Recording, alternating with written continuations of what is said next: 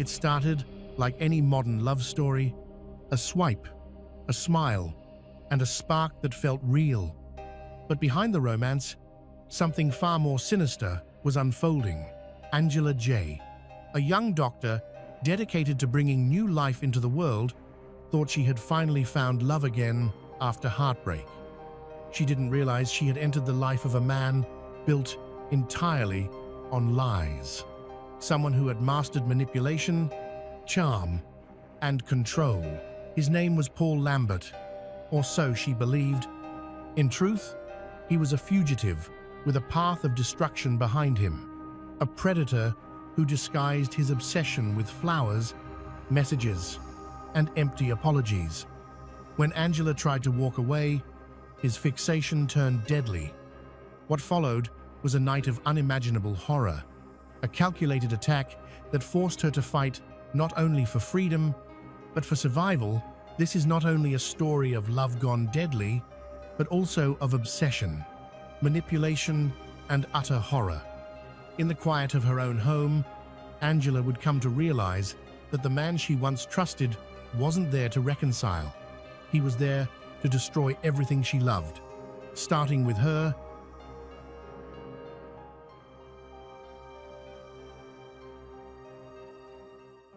Angela J. was born and raised in California, but later moved with her family to Australia, where her parents were originally from. After her parents divorced, she stayed with her mother, Susan, and her sister, Danielle. Angela finished high school in the coastal region of central New South Wales, then graduated from university there with a degree in reproductive medicine. By 2016, she was living in Port Macquarie, working as an intern in obstetrics and gynecology at a local hospital. She loved her job because it gave her the opportunity to help new lives come into the world. Her patients also adored her. In her early 20s, Angela married her boyfriend, Ben. At first, their relationship seemed perfect, but after Ben joined the Navy, the distance and demanding lifestyles eventually drove them apart. By age 27, Angela was single again and looking for love. Her busy career left her little free time, so she decided to try a dating app. Many men showed interest, but one, Paul Lambert, stood out for his persistence. Paul liked all of Angela's photos to show his interest. Flattered, Angela began talking with him, and their messages quickly turned romantic.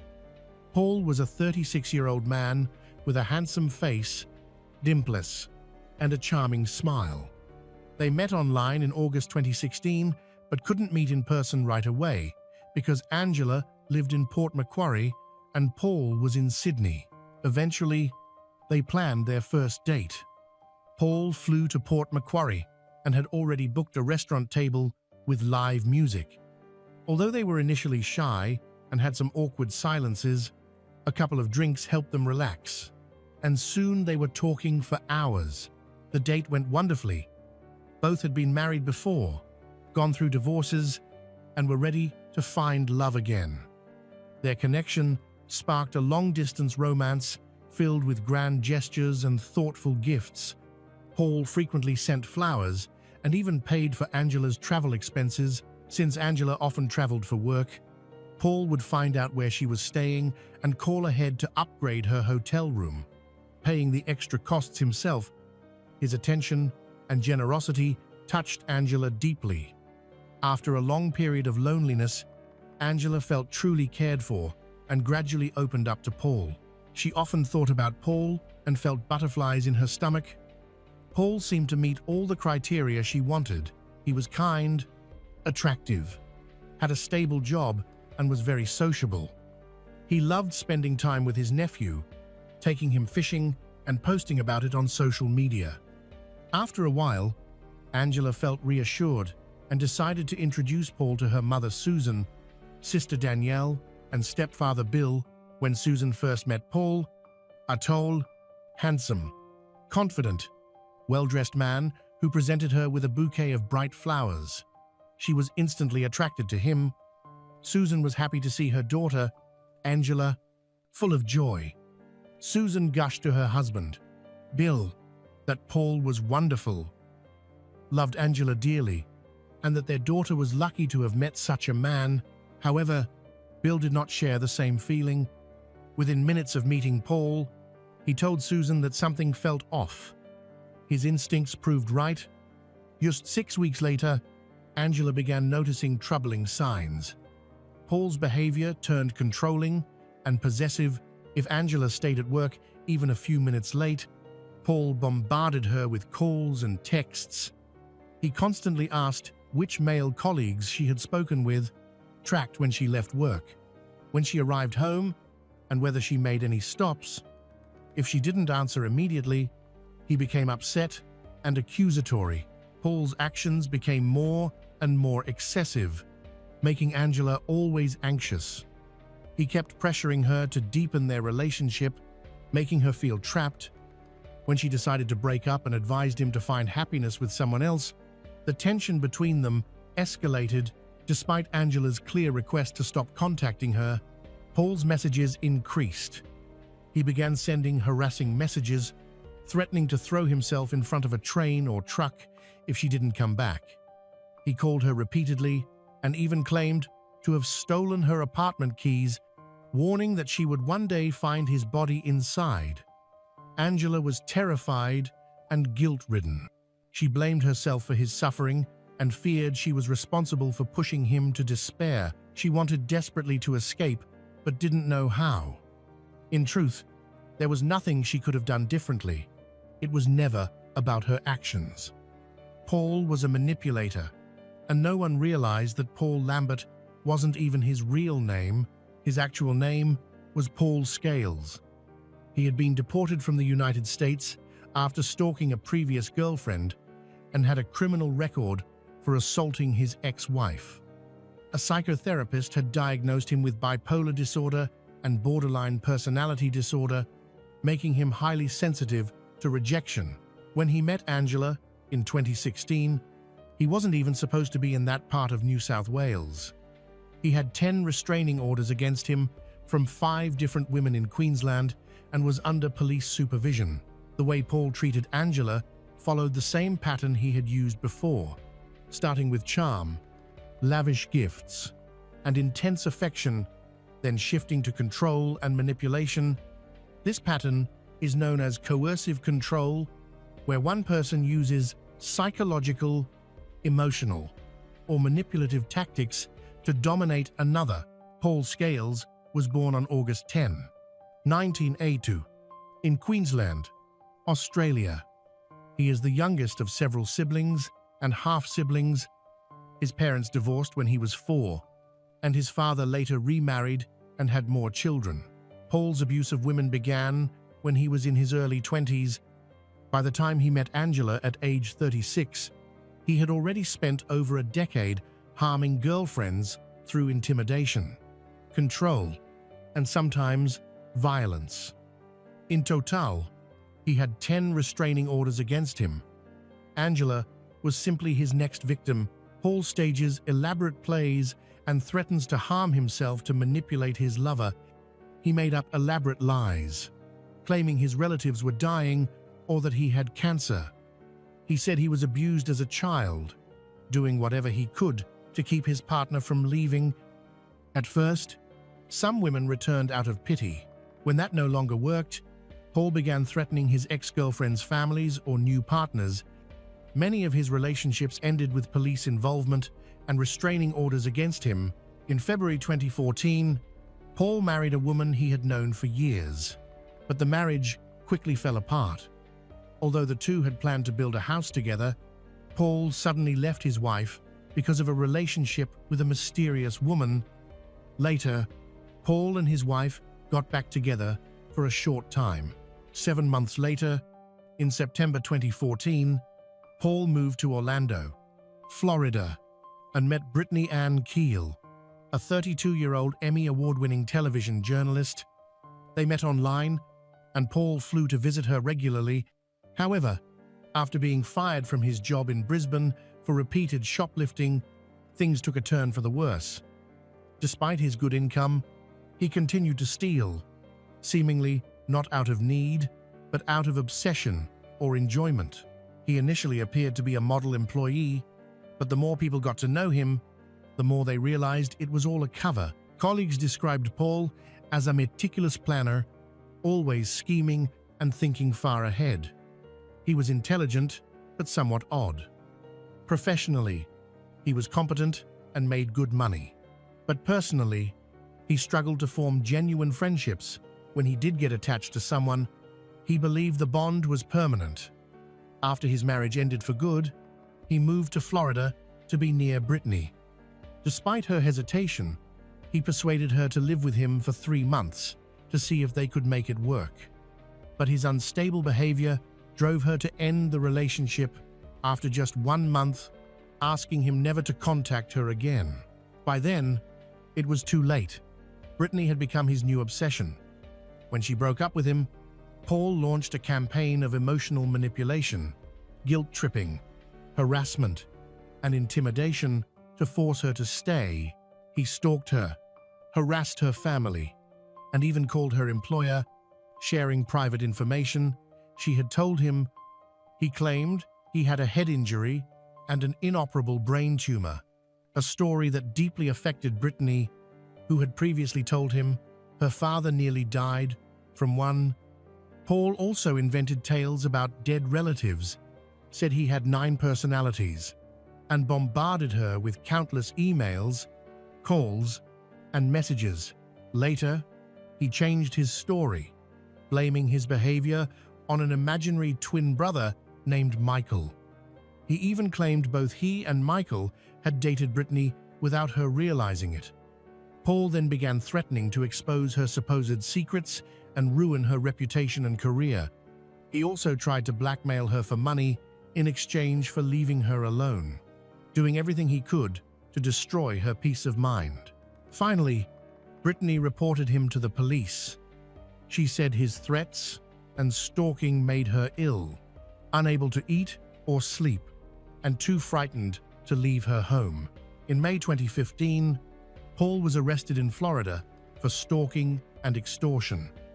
During his court appearance, he showed disturbing, psychopathic behavior for the first time. After spending a month in an immigration center, he was deported from the US in June 2015, escorted by 2 federal marshals. Soon after, Paul Scales changed his name to Paul Lambert, hoping to start a new life and distance himself from his past. Back in Australia, Paul tried to destroy his ex-wife's life. She reported him to the police and obtained a restraining order, but Paul repeatedly ignored it. On one occasion, he attacked her in her car, punched her in the face, and tried to strangle her. For this, he was sentenced to 12 months of probation. In May 2016, Paul moved to the Sydney suburb of Kogarah and started working as an insurance agent at a motorcycle dealership. This broke the terms of his probation, which forbade him from leaving Queensland without permission from the parole board. When Paul met Angela J, he initially acted like a kind, caring man. But before long, he reverted to his usual behavior, complaining about imaginary illnesses, sending constant messages, and making numerous phone calls. Feeling guilty, Angela invited him to her school reunion, but made it clear they would go as friends. Angela hoped he would forget her, but things turned out the other way. The evening ended in an argument, after which Paul took Angela's phone and keys from her purse and left. With no way to get home, Angela spent the night at her sister Danielle's house. Paul's behavior only worsened. He started sending threatening calls and emails to Danielle. Then Danielle received a message from someone named Dan, who claimed to be Paul's friend. Dan said he had met Paul in a depressed state following a breakup, and that Paul had nearly been hit by a truck after running into the road. Fortunately, the truck managed to avoid hitting him. The strange messages alarmed Angela, who began to fear that Paul might have hurt himself because of her. Seeing her distress, Danielle convinced her to go to the police and report everything. The sisters did not yet realize that Dan was actually Paul Lambert himself. On the morning of October 30, 2016, Danielle drove Angela to the police station. Officers informed them that Paul had a history of violent behavior, but believed he was more dangerous to himself than to Angela. They advised her to call emergency services immediately if he showed up again. Angela filed for a protection order, but police were unable to deliver it because Paul was avoiding contact and refused to appear in court. After leaving the police station, Angela went to work at the hospital. She considered telling her co-workers about the situation, but felt too embarrassed to admit she had become entangled in such a disturbing story after only 2 months of knowing him. She considered telling her manager that if she didn't show up for work, they should call the police. But she didn't. She had no idea what Paul was planning. According to an old friend, Paul often became obsessively attached to women very quickly, so his fixation on Angela wasn't surprising. Still, no one imagined it would lead to violence. In late October 2016, Paul flew to Port Macquarie and rented a white Corolla hatchback. He told the rental agent he wanted to reconcile with his girlfriend after a fight and didn't want things to end badly. The employee remembered that Paul seemed agitated and nervous as he rushed to load his bags into the car. Paul then went to a hardware store where he bought a utility knife, an axe, and 2 30-meter rolls of duct tape. Afterward, he drove to Angela's house and waited for her to come home from work. When she arrived and saw him on her porch, she was frightened. Paul reassured her, saying he just wanted to talk. He admitted that he has 2 conflicting sides, a good one and a bad one, and that sometimes the bad side takes control. He told her to call the police right away if she ever noticed him acting dangerously. During their conversation, Paul finally confessed to Angela that Dan, the man he had claimed was his friend, never existed. Paul had invented Dan to get Angela's attention, unsure how else to win his girlfriend back. The meeting ended badly, turning into another argument. Angela told Paul she regretted ever meeting him and demanded he stay out of her life permanently. Paul left, but soon began sending her threatening messages. He warned her that her house was not safe because he still had the keys, adding that she was lucky he was in a good mood for now. The mood didn't last long. Instead of going home, Paul checked into a hotel across from the hospital where Angela worked and began stalking her. For several days, he followed her schedule, watched where she went at night, and hid in bushes near her house to spy on her through the windows. Angela had no idea he was nearby. She hoped he had returned to Sydney, but she still felt uneasy. She planned to change the locks and kept knives in her bedside table. On November 1, 2016, Paul went to a gas station and filled a 5-liter container with gasoline. The next day, November 2, he bought a sledgehammer and a crowbar. Clear signs he was planning something terrible. On November 3, Angela stopped by her house after work to feed her cat and eat dinner before staying at her sister Danielle's. She was tired and wanted to finish quickly. After putting her dinner in the microwave, she went to her bedroom to pack clothes. Suddenly, someone attacked her in the hallway. Shocked, Angela screamed when she realized it was Paul. He covered her mouth, looked into her eyes, and told her not to worry, that he just wanted to talk. He forced her into the bedroom, made her sit on the bed, and started questioning her about other men. Paul told her he had removed the knives from her bedside table and replaced them with duct tape, cable ties, and underwear. Realizing she was in danger, Angela tried to escape, but he stopped her immediately. Then Paul pulled out a knife. At first, Angela was too shocked to feel pain. She noticed blood on her clothes before a deep ache spread through her body. Paul stabbed her 11 times in the chest, arms, and legs. He then took the gasoline canister and poured it over her head, covering her in fuel that ran into her eyes. mouth, and ears, she was extremely frightened, knowing what was about to happen, but the gasoline made her body slippery, helping her escape from Paul's hands. Bleeding and barely able to move, she ran out of the house and to a neighbor's home for help. A neighbor named Steve had seen a strange man in Angela's kitchen during the day. Hearing her screams, he grabbed a steel bar and ran to help. When he saw her covered in blood, he helped her into his garage.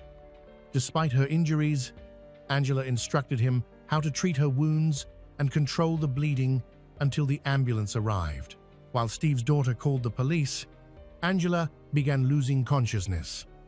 Panicking, Steve kept asking her questions to keep her awake until paramedics arrived. By then, Paul had fled in a car parked behind her house. As he drove away, Paul made several phone calls. While Angela was being taken to the hospital, her phone rang, and Steve, riding in the ambulance, answered. It was Paul, calmly asking if she was okay. In a disturbed state, Paul then called Angela's mother to tell her that her daughter had been attacked. Finally, he phoned the police.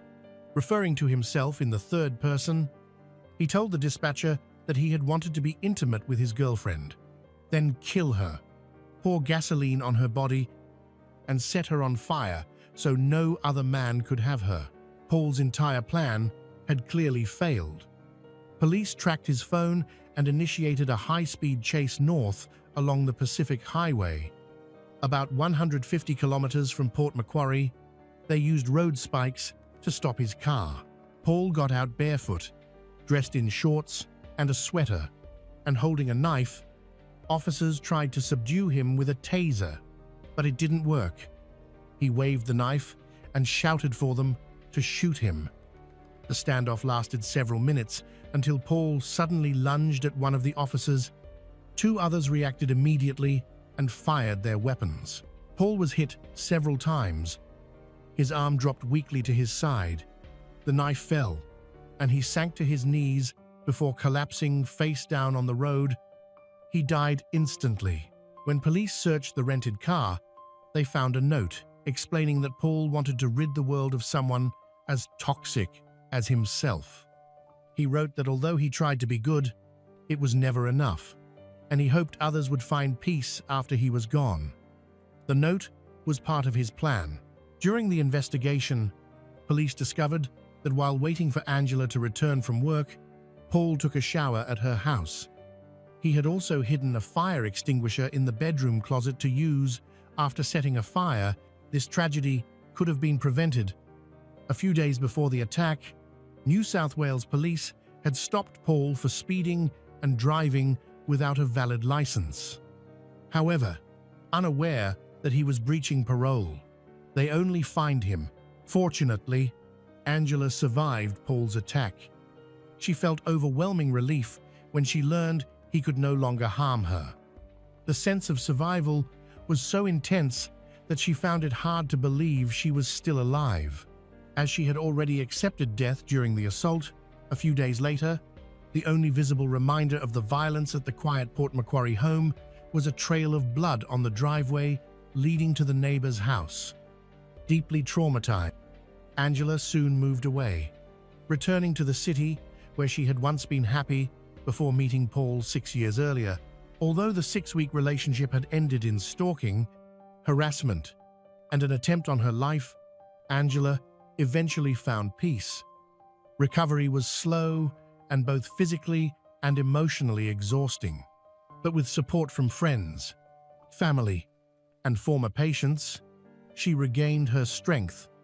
She often told herself that many women were not as lucky to survive as she was. In Australia, about 1 woman a week dies at the hands of a current or former partner. Angela hopes her experience helps others understand the true impact of domestic violence. In 2021, she married orthopedic surgeon Benjamin Hardy, a colleague who became her greatest source of support.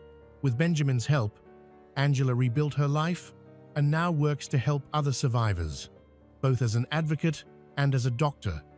She remains deeply grateful to the police and paramedics whose quick response saved her life.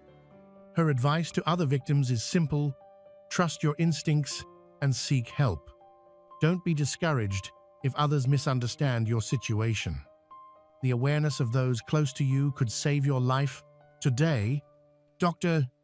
Angela J. serves as an ambassador for the White Ribbon Organization, which combats domestic violence. She and her family participate in events that raise funds for domestic violence prevention programs and cancer research. It was a winter evening near the end of the year. Inside the headquarters of an elite police unit, music, laughter filled the air. Officers were celebrating with drinks and conversation, releasing pent-up stress after months of hard work. Carla Ayala Palacios, a well-respected officer known for her discipline and friendly smile, was among them. But as midnight neared, a sudden, violent event occurred inside one of the patrol cars parked outside. In moments, the joyful atmosphere turned to chaos. Carla's fate was sealed. The night of celebration turned dark when she disappeared, sparking a controversial investigation that would become one of the most memorable in El Salvador's history.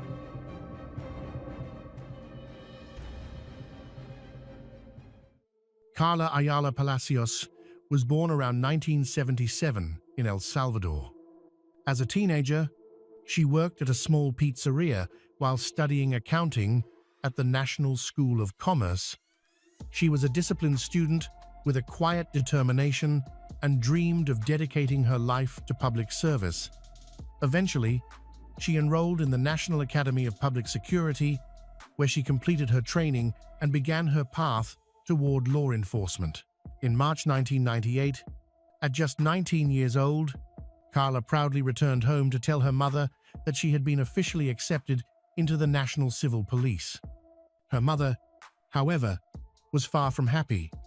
She feared the dangers that came with the job, tried to dissuade her daughter, but Carla, calm and resolute, assured her that nothing bad would happen. From that moment on, her life became one of service, sacrifice, and integrity. Carla's early assignments took her to rural areas in eastern El Salvador, then to various municipalities surrounding the capital. Later, she worked in a historically significant town before being transferred to a busy district on the outskirts of San Salvador. There, she joined the Internal Affairs Unit, a division that demanded professionalism, discretion, and moral strength. Over nearly 2 decades of service, Carla earned the respect of colleagues and superiors alike. She was known for her discipline, her sense of duty, her quiet but commanding presence. Outside of work, Carla was deeply devoted to her family. Her loved ones described her as cheerful, responsible, and resilient, a woman who smiled easily but stood firm in her convictions. By 2017, she lived with her long-term partner, Lucio, also a police officer with more than 20 years of experience, along with their 2 teenage children and her mother. Life was not always easy, but Carla managed to balance it all. Before heading to work each morning, she would wake early to sell sandwiches, pastries, and coffee, earning a few extra dollars to support her family and spoil her kids. On the morning of December 28, 2017, Carla left her home around 4:30 a.m., carrying her usual tray of snacks and drinks. She expected to return with around $30 in profit, just as she had many times before. But that morning would be the last time her family ever saw her alive. Later that afternoon, Carla called Lucio to tell him she would attend a New Year's gathering organized by the Elite Police Reaction Group, an event meant for members and their families. She explained that she was invited to attend by her colleague Jenny. The party began in the early evening. According to the entry log, Carla and Jenny arrived together around 6:30 p.m. The atmosphere was festive: music, raffles, laughter, and plenty of alcohol, though drinking was strictly forbidden during official functions. Witnesses later said that Carla and Jenny appeared relaxed, happy, mingling with other officers as the night went on. By around 11 o'clock p.m., Jenny offered Carla a place to stay for the night, but Carla politely declined, saying she preferred to sleep in her own bed. At 11:18 p.m., she called Lucio one last time, telling him she would be driven home in a police vehicle once the celebration ended. Her voice was calm, steady, no hint of fear or worry. No one could have guessed that this would be the last time Lucio would ever hear from her. A few minutes later, Carla climbed into a patrol truck.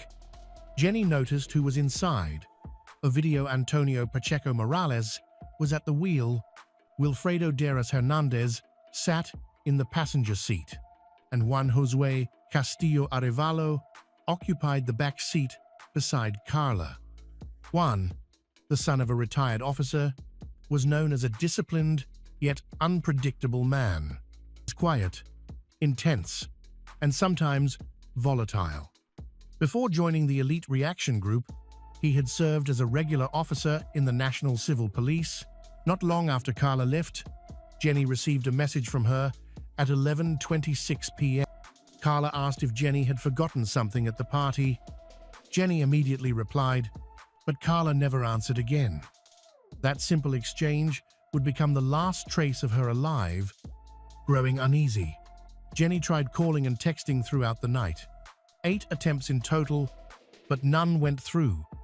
Meanwhile, back home, Lucio began to worry. Hours passed with no word from his wife. Carla was never the type to ignore messages, and deep down, Lucio felt something was wrong. His instincts were right. At some point during the ride, everything changed. According to later testimonies, after receiving a phone call, Juan suddenly drew his weapon and fired inside the truck, hitting Carla. The deafening gunshot shattered the silence, shocking the 2 other officers. There had been no argument, no scream, only that single, deadly shot. When they demanded to know what had happened, Juan reportedly muttered coldly that she brought it on herself. Then, in a chilling outburst, he ordered them to dispose of her body immediately. One of the officers, Ovidio, tried to reason with him, insisting they should return to base and report the incident as an accident. Reluctantly, they turned back, arriving at the station around 12:12 a.m. On December 29th, the guards who greeted them had no idea what horror lay inside the vehicle. According to later statements, when they stopped, the 2 officers disarmed Juan and left him in the truck with Carla's body while they went to notify a superior. But in a moment of distraction, Juan seized his chance. He jumped behind the wheel, sped out of the compound, and vanished into the night, taking both the patrol vehicle and Carla's lifeless body with him around 2:30 a.m. blank. The phone rang inside the unit's meeting room, where several senior officers, including Wilfredo and Ovidio, had gathered. On the line was Juan himself. Wilfredo answered, trying to keep his composure. Juan's voice was calm, eerily so, as he confessed that he was somewhere in eastern El Salvador and had already taken care of Carla. Juan's tone was strangely composed, even defiant. The call went on for several minutes. Wilfredo tried to convince him to surrender, insisting that the vehicle could be traced, but Juan dismissed it, claiming everything was under control. Behind the scenes, a small team of officers was quietly assembled. Their orders were simple: capture Juan the moment he appeared. The unit's commander approved the plan and ordered the men to prepare for an arrest operation. 15 minutes before 5 o'clock am, Juan suddenly reappeared at the base, driving the same patrol truck he had escaped with hours earlier. He stepped out casually, dressed in shorts, a t-shirt, and sandals, as if nothing had happened. Approaching the main gate, he called out to the duty commander, who was busy wrapping up the night's paperwork. Juan tossed him the patrol keys and said, almost nonchalantly, that he was no longer part of this group. Then he turned to walk away, The commander immediately raised the alarm, but no one responded. The capture team, it seemed, had fallen asleep. He could only watch from a distance as Juan strode toward the exit. Moments later, several officers rushed to intercept him near the gate. They managed to grab him briefly, but Juan fought back violently, broke free, and started running. The commander, bound by protocol, stayed at his post, helplessly watching as 3 or 4 gunshots cracked through the early morning air. Outside the compound, help was already waiting. A getaway car sat idling nearby. Driven by Juan's brother and brother-in-law, officers gave chase, firing at the fleeing vehicle. The pursuit ended at a roundabout along the main boulevard, where the car was forced to stop. But before the officers could move in, another vehicle suddenly appeared, blocking their path. In the chaos, Juan jumped out and disappeared into the fading darkness.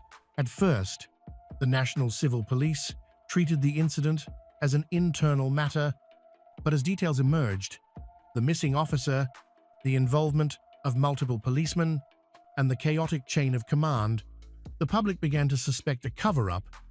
Under mounting pressure, the Attorney General's office took control of the case. Working alongside the police amid growing outrage, the investigation quickly became a maze of contradictions and irregularities.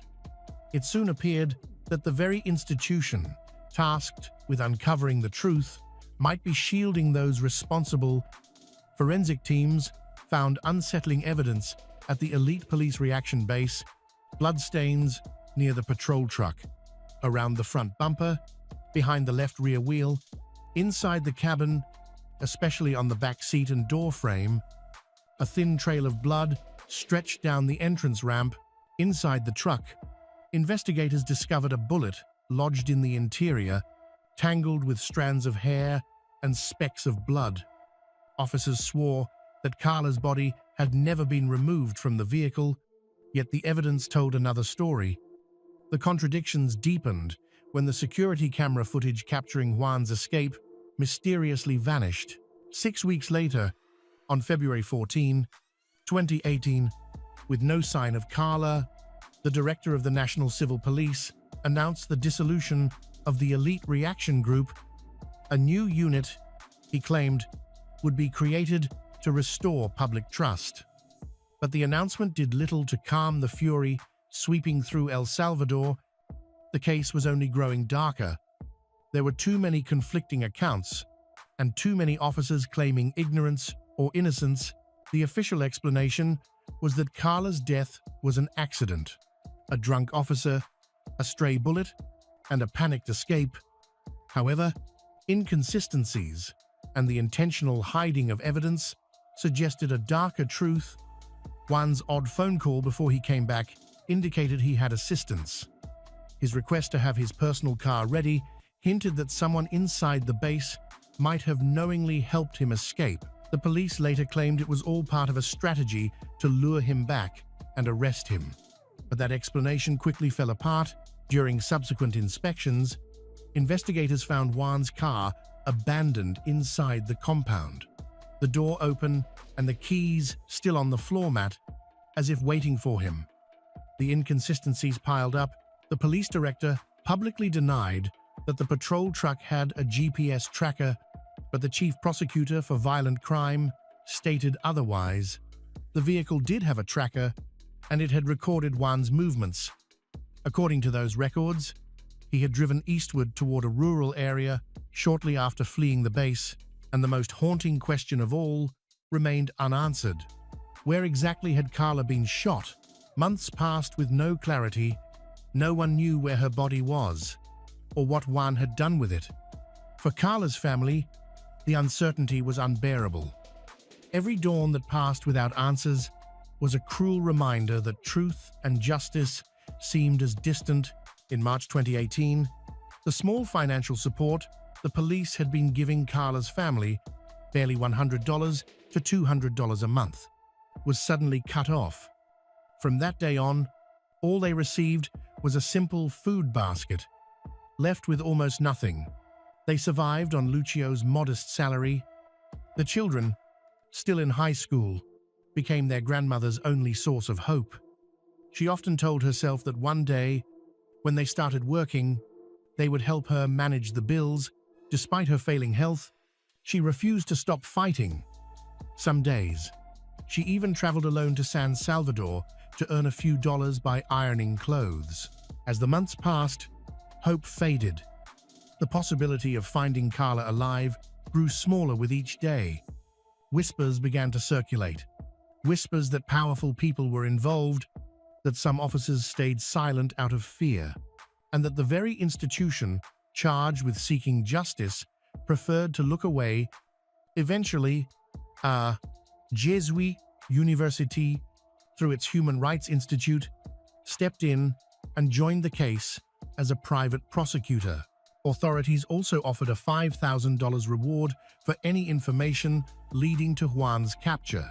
Months went by, 250 days of searching, waiting, and despair, until the truth finally surfaced. On September 7th, 2018, investigators found human remains in a rural area of eastern El Salvador. Alongside them were a yellow metal chain, a silver ring, and fragments of clothing. The body was badly decomposed, but DNA testing confirmed the worst. It was Carla. One unmistakable detail gave certainty: her right ulnar bone still bore a metal plate with 5 screws, the same one inserted years earlier after a fracture. Investigators later learned that her body had first been buried in another clandestine grave before being moved. Carla's family finally received her remains. The vigil was somber, but brought a painful sense of closure. On September 21st, 2018, under heavy police security, Carla was laid to rest. As her coffin was lowered into the ground, fellow officers saluted the woman who had proudly worn the badge for 19 years. But even after her burial, the case remained increasingly mysterious. In 2019, during a major police operation, several of Juan's relatives, including his father and brother, were arrested. They were accused of belonging to a criminal organization that linked elite police units with civilians to carry out violent crimes for money. Investigators revealed that the group operated in eastern El Salvador, disguised in police or military uniforms. They staged fake raids, entered homes under false pretenses, and executed or kidnapped victims, many of them gang members. Juan, it turned out, was part of this death squad. He maintained close ties with its leader and directly benefited from its network. The bullet from Juan's service weapon had struck Carla's in the face, causing catastrophic injuries. Forensic experts determined that, had she received immediate medical attention, she likely would have survived. But Wilfredo and Ovidio, who had been with her, did nothing. Both were later charged with aggravated femicide by omission. Juan, meanwhile, was accused as the direct perpetrator and tried in absentia as he remained a fugitive. Juan Josué Castillo Arevalo was sentenced to 50 years in prison, the maximum sentence for the aggravated murder of a woman. Juan's sentence was added to the one he received on March 2, when the San Miguel trial court sentenced Juan to 60 years in prison for the murders of 2 men in the provinces of Usulután and San Miguel between 2016 and 2017, when he was a member of an organization specializing in contract killings. Finally, in October 2020, nearly 3 years after the murder, 6 police officers and 3 civilians received prison sentences of between 6 and 8 years for facilitating Juan's escape and covering up the crime.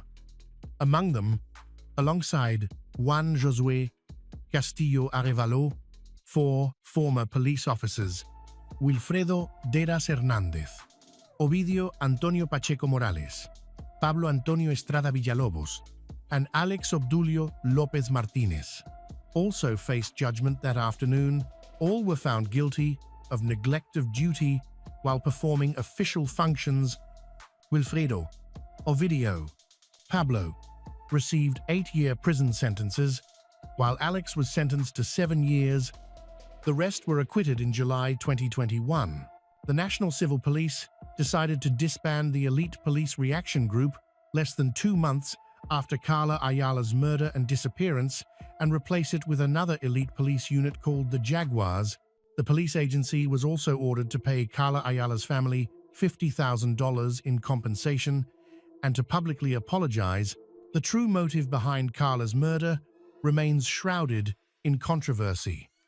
Some officials, including the former National Police Director, insisted it was nothing more than the reckless act of a drunken, violent man, one who harbored a deep resentment toward women.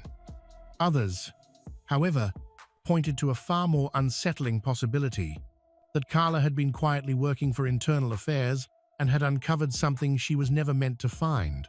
Silencing her, they believed, was the only way to protect those entangled in corruption. For prosecutors, the case became a stark illustration of institutional violence, a chilling example of how power, when left unchecked, can be weaponized not to defend justice, but to destroy it. Today, Juan Castillo Arevalo is still at large, his name etched on the list of El Salvador's 100 most wanted fugitives. A breakup started like many others, filled with arguments, cold silences, and attempts to move on. But the woman in this story couldn't let go. Her love transformed into hatred, obsession consume here. For the next 10 years, she relentlessly tried to ruin the life of the man she once lived with. Their failed relationship quickly devolved into a cycle of deceit, manipulation, and increasing violence. To understand how far she was willing to go, we need to go back to where it all started.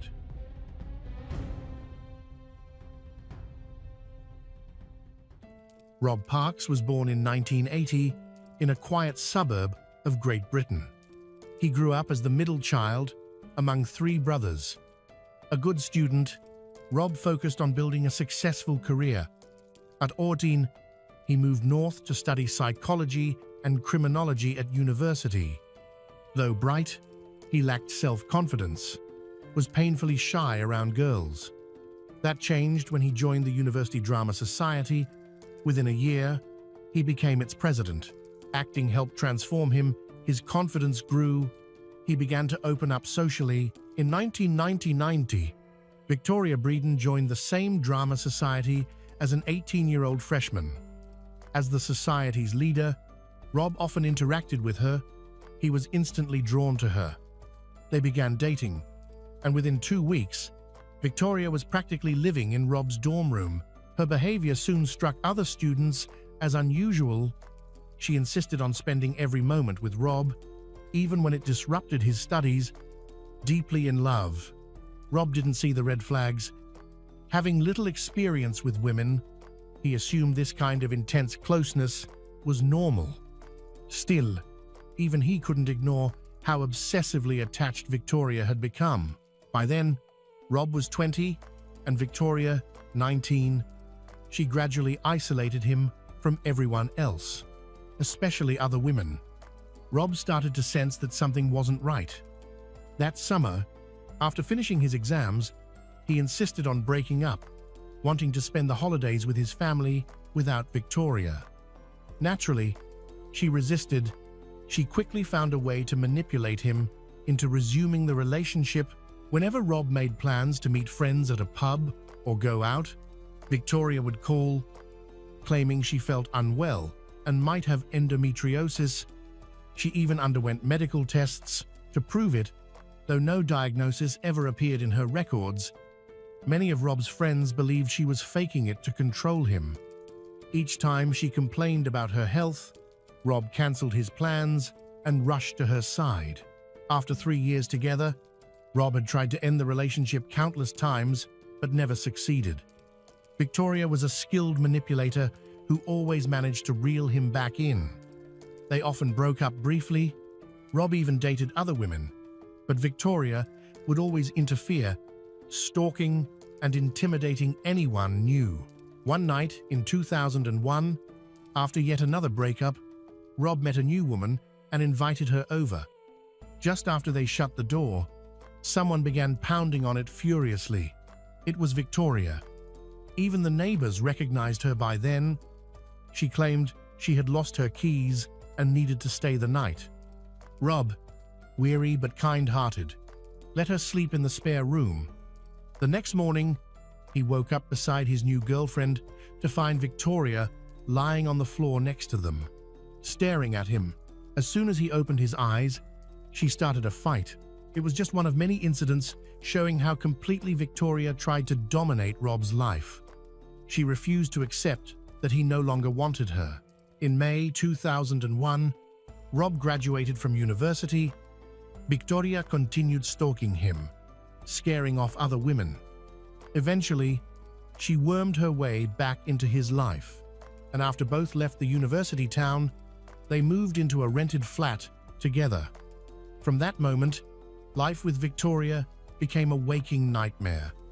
She spent nearly all day in bed, insisting she was seriously ill, a clear excuse to avoid working and keep Rob at her service. She isolated Rob from his friends and family. Everyone notices how badly she treats him. Victoria made him do almost everything for her, repaying him only with insults. Still, Rob believed she was truly sick and continued taking her to hospitals for tests. During one visit, a doctor quietly asked Rob whether his girlfriend really had any condition at all, noting that all her test results were normal. It was the same story at every hospital. After that conversations, Rob began to suspect that Victoria was faking her illness to manipulate him. But instead of facing the truth, he kept convincing himself she simply needed his care and understanding. Several more years passed. Victoria eventually completed her university degree, while Rob earned a master's in advertising. After graduating, they moved in with Rob's parents. It didn't take long for his family to notice that something was off. Victoria made little effort to communicate, instead creating invisible barriers that cut Rob and his parents off from each other. Her strange behavior was impossible to ignore. She spent most days lying in bed, while Rob acted as her full-time caretaker. Rod and Victoria lived there for several months before Rob tried, once again, to end the relationship. This time, Victoria went to extraordinary lengths to convince him they could fix things, but only if they lived on their own. Reluctantly, Rob agreed, and they soon moved into a place together in Milton Keynes. They married in April 2004, when Rob was 24 and Victoria 23. Their wedding was a small, quiet affair attended only by close family. But even at the ceremony, guests sensed something strange. There was no real joy between the bride and groom. After the wedding, they began their married life, living apart from his parents. From that moment, Victoria assumed total control over her husband's life. She criticized nearly everything he did. Her manipulation slowly eroded Rob's mental health. He began to suffer from insomnia, anxiety attacks, and long bouts of depression. Meanwhile, Victoria continued to complain about her supposed endometriosis, describing constant pain that, according to her, had plagued her for years. Eventually, she told Rob that a specialist had recommended an unusual solution. Having a baby, Rob wasn't keen on the idea, but Victoria knew how to persuade him. Before long, she became pregnant. In 2006, they welcomed a daughter. For the first time in 7 years, Rob had someone who truly gave his life meaning. He was working full-time at an advertising agency, proud of his achievements and focused on building a career. Everything seemed to be falling into place, except for Victoria. Her manipulative behavior only worsened. Whenever Rob was at work, she called constantly, claiming something was wrong with their child and demanding that he come home. Yet whenever he rushed back, he always found their daughter perfectly fine. By now, Victoria had completely isolated Rob from his friends and family. He kept his frustrations to himself, confiding to a few close acquaintances that he often felt trapped, that marrying Victoria had been the biggest mistake of his life. Shortly after their daughter's first birthday, Victoria announced she wanted another baby. She said it would be good for their daughter and might even strengthen their relationship. The conversation took place one day while they were driving. Without warning, Rob blurted out that he couldn't live like this anymore. After years of emotional torment, he told her he wanted a divorce and that he believed he could be a better father on his own. Victoria was stunned. She tried repeatedly to change his mind, but Rob stood firm. In April 2008, when their daughter was about 18 months old, he left the family home and contacted a divorce lawyer. After 4 years of marriage, it was finally over. Victoria remained in their house, while Rob rented a small flat, keeping his new address secret. For a time, he even stayed away from work, afraid Victoria might show up and try to win him back. Once free, Rob slowly rebuilt his life. He started dating again, made new friends, and reconnected with people from university. Victoria, meanwhile, didn't stay single for long. Barely a year after the divorce, she began dating a new man named Russell, who soon moved into the house she shared with Victoria and her daughter. She even forced the little girl to call him Daddy. Rob suspected that Victoria was doing it deliberately, just to hurt him. When their daughter was nearly 4 years old, Victoria called Rob in a panic. She claimed she was unwell and that their little girl had suddenly fallen seriously ill, needed to be rushed to the hospital. She insisted that the child was in critical condition. Terrified, Rob dropped everything and drove nearly 200 kilometers to get there. But when he arrived, he was stunned to find his daughter sleeping peacefully in a hospital bed. Doctors ran several tests and found absolutely nothing wrong with her. Victoria, however, continued to insist that her daughter was suffering from a variety of ailments: constipation, allergies, fever, you name it. Rob visited the hospital every day, increasingly confused.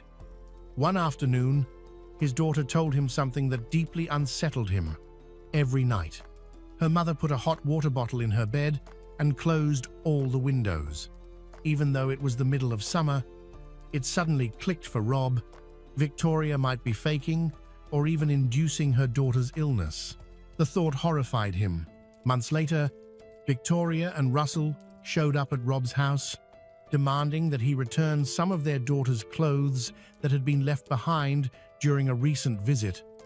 Rob calmly told her that the clothes were in the wash and he'd drop them off later.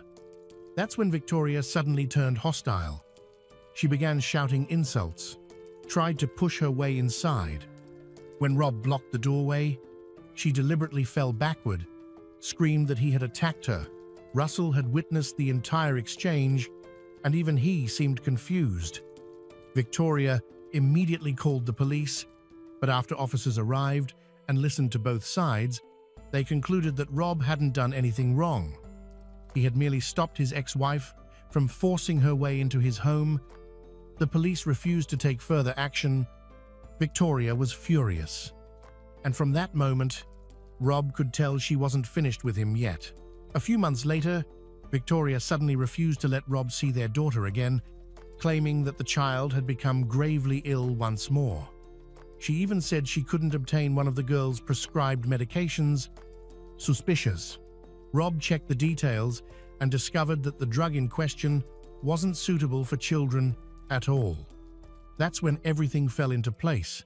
He managed to review parts of his daughter's medical records, and there, among the doctor's notes, he saw a reference to possible Munchausen syndrome by proxy, a psychological disorder where a caregiver fabricates or induces illness in someone else, usually to gain attention or sympathy. Rob was shaken. He realized that his daughter wasn't sick. Victoria was making her sick. Over time, Rob noticed a disturbing pattern. Whenever his daughter stayed with him, she was perfectly healthy, But as soon as she went back to her mother, strange, unexplainable symptoms returned. Rob began to suspect that Victoria was deliberately harming their child just to manipulate him or force him to come running back. In early 2011, Victoria gave birth to another child, this time with her new partner, Russell. Around the same period, Rob met a woman named Jane through mutual friends, and later that year, the two married. But what should have been a peaceful new beginning quickly turned into something far darker. Soon after the wedding, Rob began receiving disturbing late-night phone calls from an unknown number. No one spoke on the other end, only the sound of heavy, deliberate breathing. At first, he dismissed it as a cruel prank. But as the calls grew more frequent and persistent, fear set in.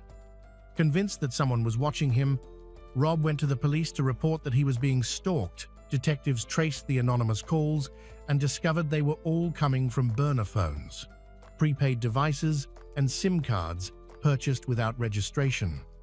Several of the numbers were eventually linked to real individuals, but when investigators contacted them, the responses were baffling. Each of these people claimed they had been trying to buy illegal substances from a man named Rob Parks. Police immediately launched an investigation, but Rob had never been involved in criminal activity, let alone illegal substances. He was a clean-cut professional with no record and a deep aversion to anything illegal. When questioned, Rob was stunned. He denied everything and insisted that someone was trying to frame him. Detectives soon confirmed his story. There was no evidence connecting him to illegal substances, distribution of any kind. Still, the situation left him deeply shaken. Rob couldn't shake the feeling that only one person could be behind this: his ex-wife, Victoria Breeden. But without proof, there was little anyone could do. Then, just as abruptly as they had begun, the calls and messages stopped. Victoria, however, didn't stop meddling in Rob's life. She continued to make co-parenting nearly impossible, blocking his attempts to spend time with their daughter. When the girl turned 6, Rob planned a special trip to Disneyland, but Victoria flatly refused to give permission. Not long after, Victoria broke up with Russell and started dating a new man named Wayne Wood, a soldier in the British Army. She proudly announced she would follow him wherever he was stationed, even to Germany, where he was soon to be deployed. She intended to take both her children with her. Rob, fearing he would lose all contact with his daughter, fought back. The custody battle began. During this tense period, a shocking incident occurred. Wayne suddenly appeared at Rob's home, shouting accusations at him, claiming that Rob had abused his own daughter. Rob was horrified. The allegations were unimaginable. He immediately realized Victoria was behind this. She had told Wayne outrageous lies, manipulating him, just as she had done to everyone else in her life. Rob denied everything, and the confrontation eventually fizzled out, but the damage was done. Victoria's obsession with destroying him was escalating. Soon after, the harassment took on a new form. Rob began receiving anonymous messages from unknown numbers, calling him a child abuser and threatening violence. The messages were traced and documented. Again, Rob was certain it was Victoria, but police couldn't gather sufficient evidence to link them to her. Victoria then crossed an unthinkable line. In a calculated move to accuse Rob of child abuse, she coached their daughter to tell classmates that her father had hurt and molested her. When the story reached teachers, Child Protective Services launched an investigation, but during their first interview, the truth came out. The little girl had been coerced by her mother into lying. The case was quickly closed, and no charges were filed against Rob. Yet, unbelievably, Victoria faced no punishment for the false accusation. As the custody hearing approached, Rob could only hope it would finally end her campaign of harassment. Eventually, the court ruled in his favor. Victoria was forbidden from taking their daughter out of the country. Furious at the verdict, Victoria handed the child over to Rob and his wife Jane, then cut off nearly all contact with her. But rather than moving on, she began plotting something even darker. In October 2013, Rob received another chilling anonymous message, this time a death threat. The sender warned they would burn his house down. After years of psychological abuse, Rob had grown almost numb to the harassment. He chose not to report it. Then, on New Year's Eve 2013, police unexpectedly showed up at his home. They told Rob that an emergency call had been made reporting a fire at his address. Everything seemed fine, and Rob explained his long history of stalking, harassment by his ex-wife. Officers took his statement seriously and promised to trace the source of the fake call, but before they could, the threats became real.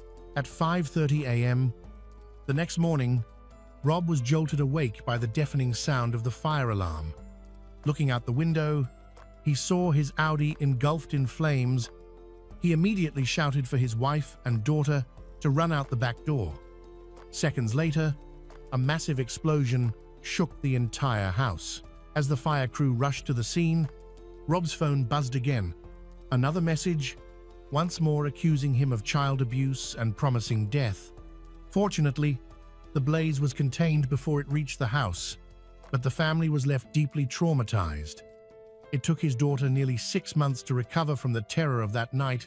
Naturally, police opened an investigation into the car fire and explosion. In 2014, Victoria moved to Germany with Wayne. Their daughter stayed in England with Rob and his new wife, Jane. For a while, Rob allowed himself to hope that distance would stop the harassment. He underestimated Victoria not long after. Officers informed Rob that Victoria and Wayne had been stopped trying to smuggle firearms back into the UK from Germany. Months later, investigators concluded Wayne had been behind the false arson report. He was charged with making a false statement and with setting Rob's car alight. Victoria was summoned back to the UK for questioning, and police searched the house the pair had previously occupied, but came away without evidence tying her to the hoax call, so she initially avoided prosecution. Wayne, however, was convicted for the arson-related offenses and later sentenced to 7 years in prison. Shortly after his conviction, Victoria filed for divorce. By late 2018, it had been roughly 10 years since Rob and Victoria separated. Their daughter was 12. Rob was 38. He had tried hard to move on, but Victoria refused to let him.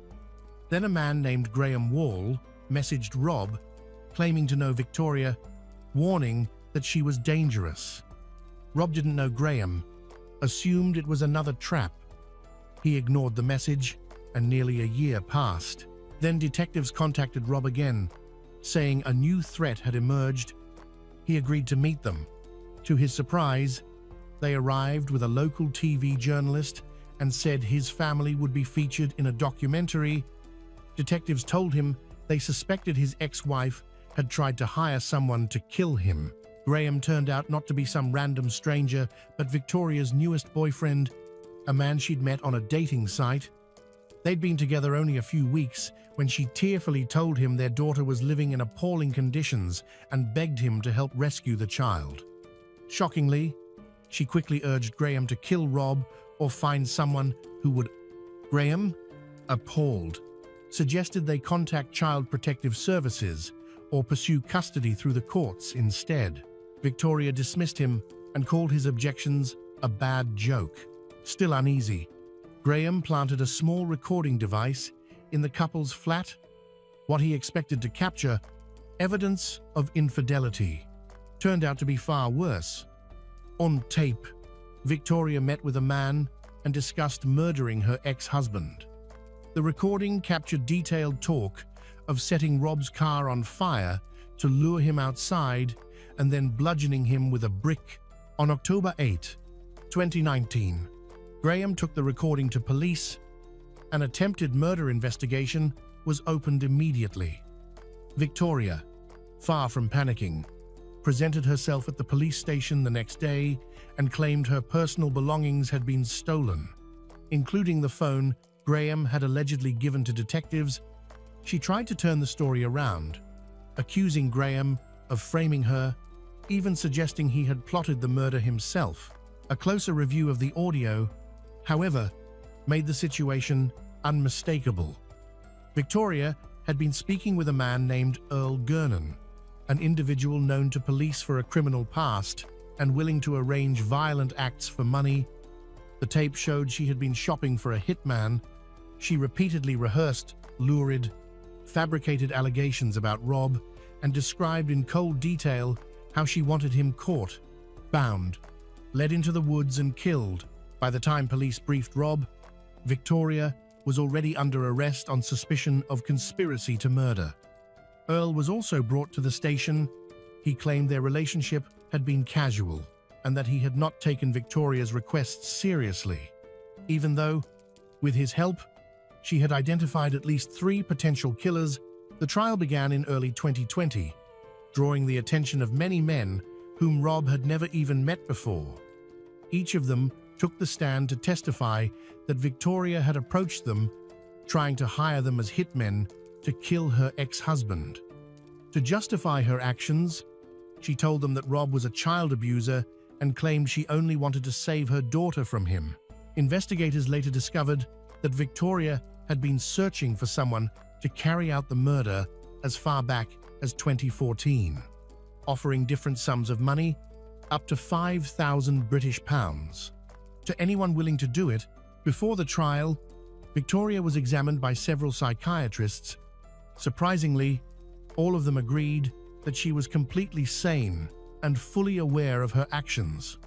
Ultimately, she was found guilty on 3 counts of soliciting to commit murder. The court sentenced her to 9 years in prison, with the possibility of parole after serving roughly half her term. This means that Victoria Breeden could appear before the parole board for the first time by the end of 2025. In the aftermath, Rob spoke openly to journalists, expressing his frustration that Victoria would remain part of his life for years to come. He feared that once released, she might try to contact their daughter again. In the peaceful suburbs of Winter Springs, Florida, the Boone family looked like everything people dream of. Friends saw Kimberly and Robert as the couple who had it all: success, security, and a future that seemed unshakable. But then, early one morning in 2009, a single emergency call shattered that perfect illusion. What investigators uncovered afterward would reveal a chilling pattern stretching back decades. This is the story of Kimberly Boone, the woman prosecutors would one day call the Black Widow of Winter Springs.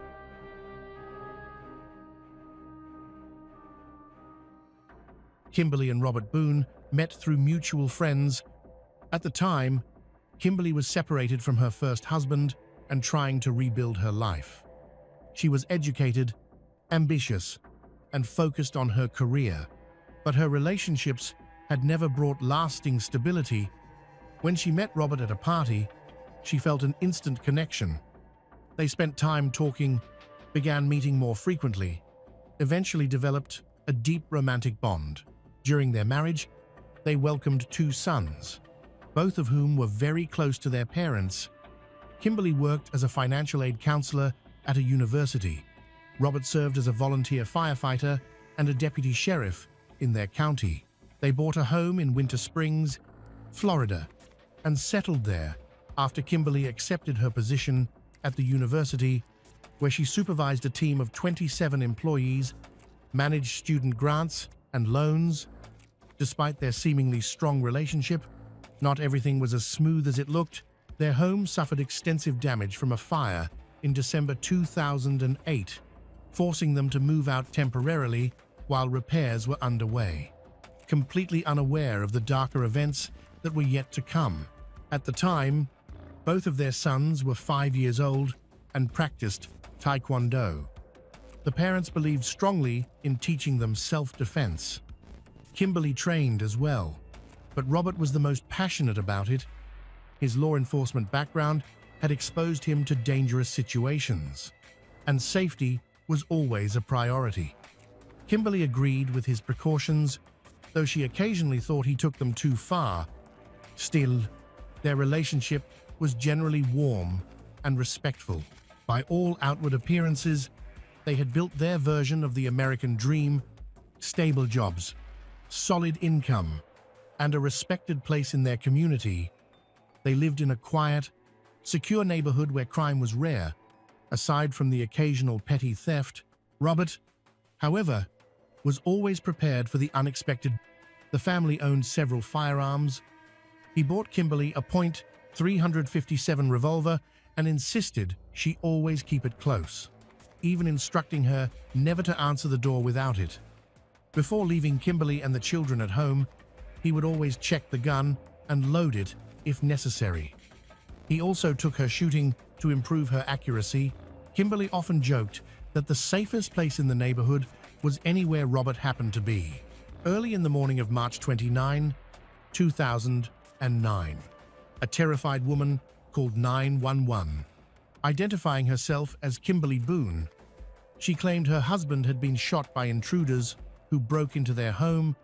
When police and paramedics arrived, they found Robert bleeding from a gunshot wound to the chest. He was still alive, but unconscious from blood loss. He was rushed to the nearest hospital, where doctors discovered a single, life-threatening wound. The bullet had narrowly missed his heart by mere centimeters. Only sheer luck kept him from suffering fatal internal injuries, though he had still lost a significant amount of blood. While medics worked to save his life, detectives interviewed Kimberly. She said that someone had broken into the house and attacked her husband while she was checking on the children. She explained that earlier that night, she heard a noise coming from the garage and asked Robert to investigate. He returned moments later, saying everything looked fine, and went to bed. But Kimberly still felt uneasy. She decided to check on the boys, whose bedroom was located next to the garage entrance. She said she couldn't sleep without making sure they were safe. According to Kimberly, while she was in the children's room, she heard a metallic clanking noise like something falling in the garage. She screamed in fright, but her voice was immediately drowned out by a gunshot. She ran to the master bedroom and found Robert bleeding. She immediately called the emergency number. Kimberly told investigators she believed the intruder was a burglar who panicked after being confronted by her husband and shot him while trying to escape. Forensic specialists analyzed the break-in theory, searching the house and garage for evidence. They found no signs of forced entry, no damaged locks, and no broken windows. Nothing was missing from the home. The garage door appeared to have been opened with a key. Even more suspicious, investigators found no spent shell casing, as if the shooter had cleaned up the scene, something extremely unusual for a hurried burglar. The whole situation seemed strange and inconsistent with Kimberly's story.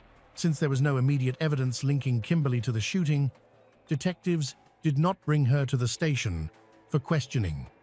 Instead, they continued gathering information, hoping that Robert would survive long enough to confirm or disprove his wife's account.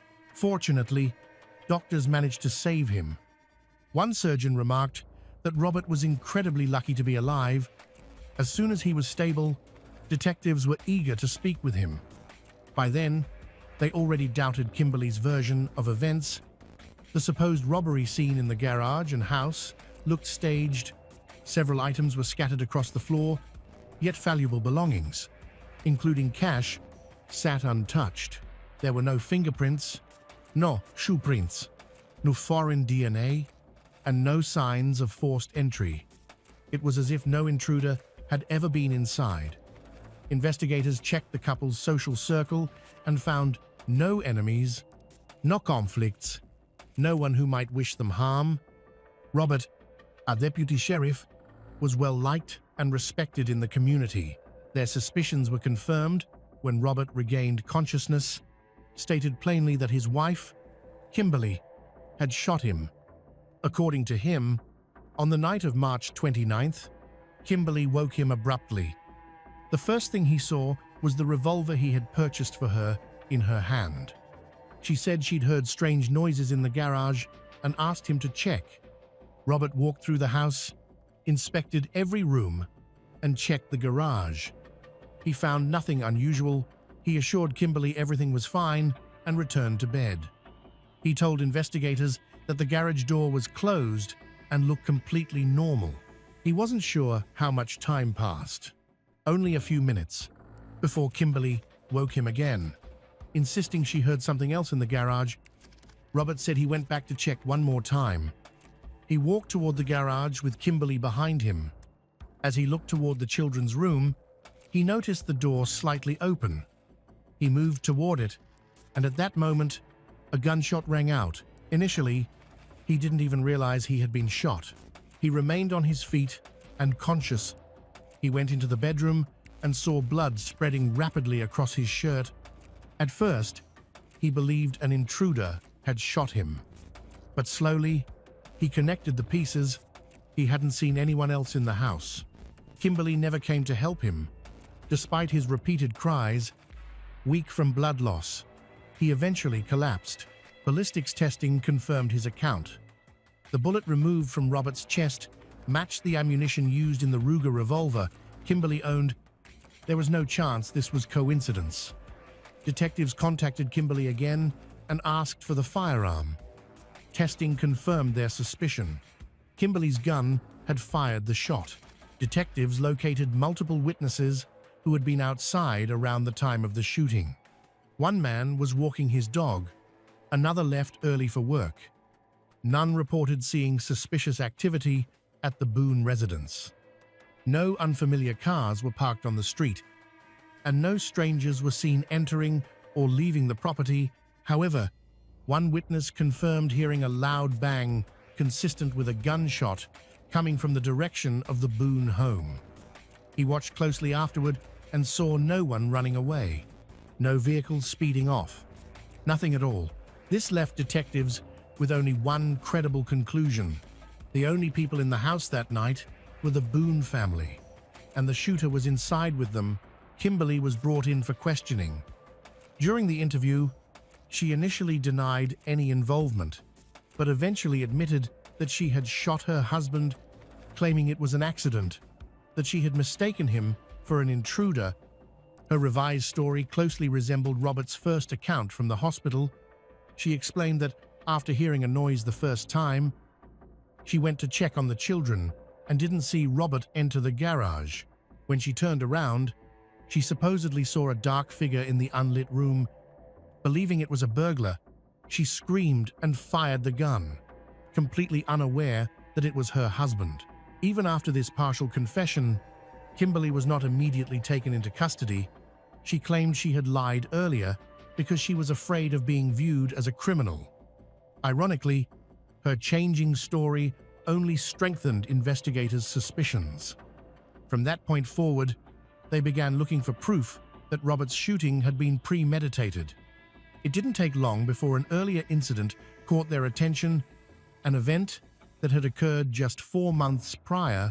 In December 2008, Robert and Kimberly had traveled to Nashville to visit one of Robert's friends, who had just purchased a new car. They left their sons with Robert's father and made the trip for the weekend. After a long day, they returned home late at night. Robert went straight to bed, exhausted from the drive. The next morning, Kimberly took the kids to school and then checked on Robert. They were supposed to go to the bank together to deposit a substantial amount of money into a savings account. But Robert said he felt ill and needed to lie down, looking genuinely unwell. About an hour later, Kimberly came back to ask him a question about the money. Robert repeated that he wasn't feeling well and asked her to bring him some nasal congestion medicine and water. Kimberly obliged. He fell asleep again. She was nervous about going to the bank alone with such a large amount of cash, but Robert did not wake up. Even after taking the medication, he remained unusually unresponsive. Eventually, Kimberly decided she had no choice but to go on her own. On the way to the bank, she stopped at her father-in-law's house to discuss how the children had behaved while he babysat them. After about 15 minutes, she drove to the bank and deposited the money. Kimberly was preparing to head home when she received a phone call informing her that the house where she lived with her family was on fire. Robert had been exposed to smoke and was being transported to the hospital. A fire crew responded. They quickly contained the blaze and then began investigating the cause. At the hospital, Robert appeared lethargic and confused, prompting doctors to keep him under observation. Tests showed he had no carbon monoxide in his blood, unusual for someone escaping a fire. A toxicology report revealed another crucial detail.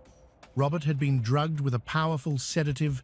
Kimberly rushed to the hospital upon hearing the news. Detectives later questioned her about the sedative, asking how Robert might have ingested it. She claimed she had no idea and suggested he might have accidentally mixed up his medications.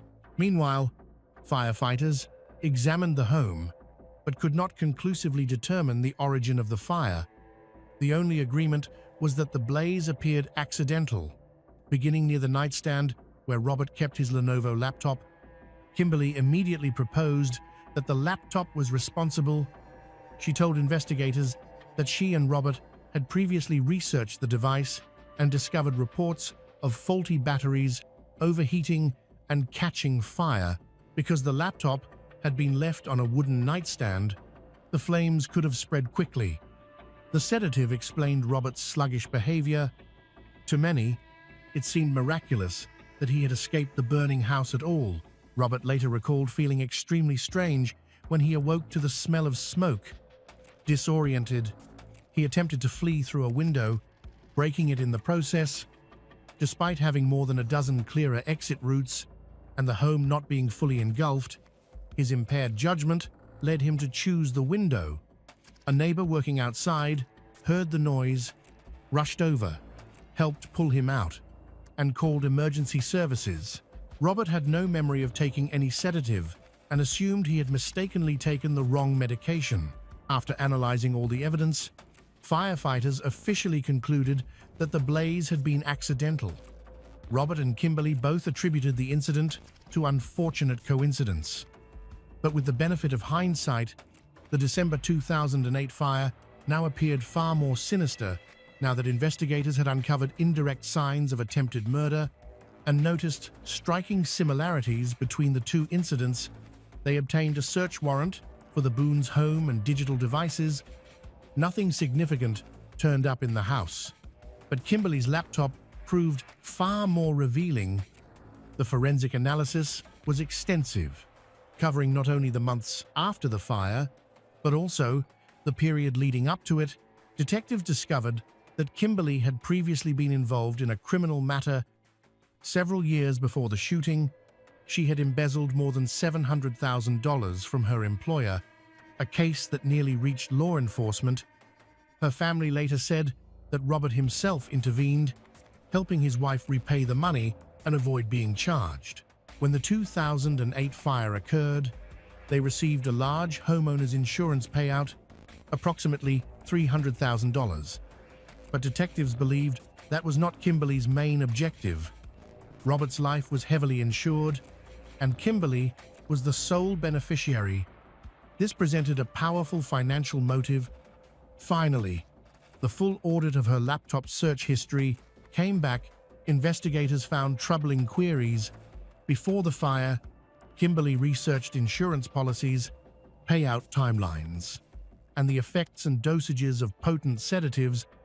It appeared she had been considering multiple ways to incapacitate her husband and had been carefully selecting which method to use.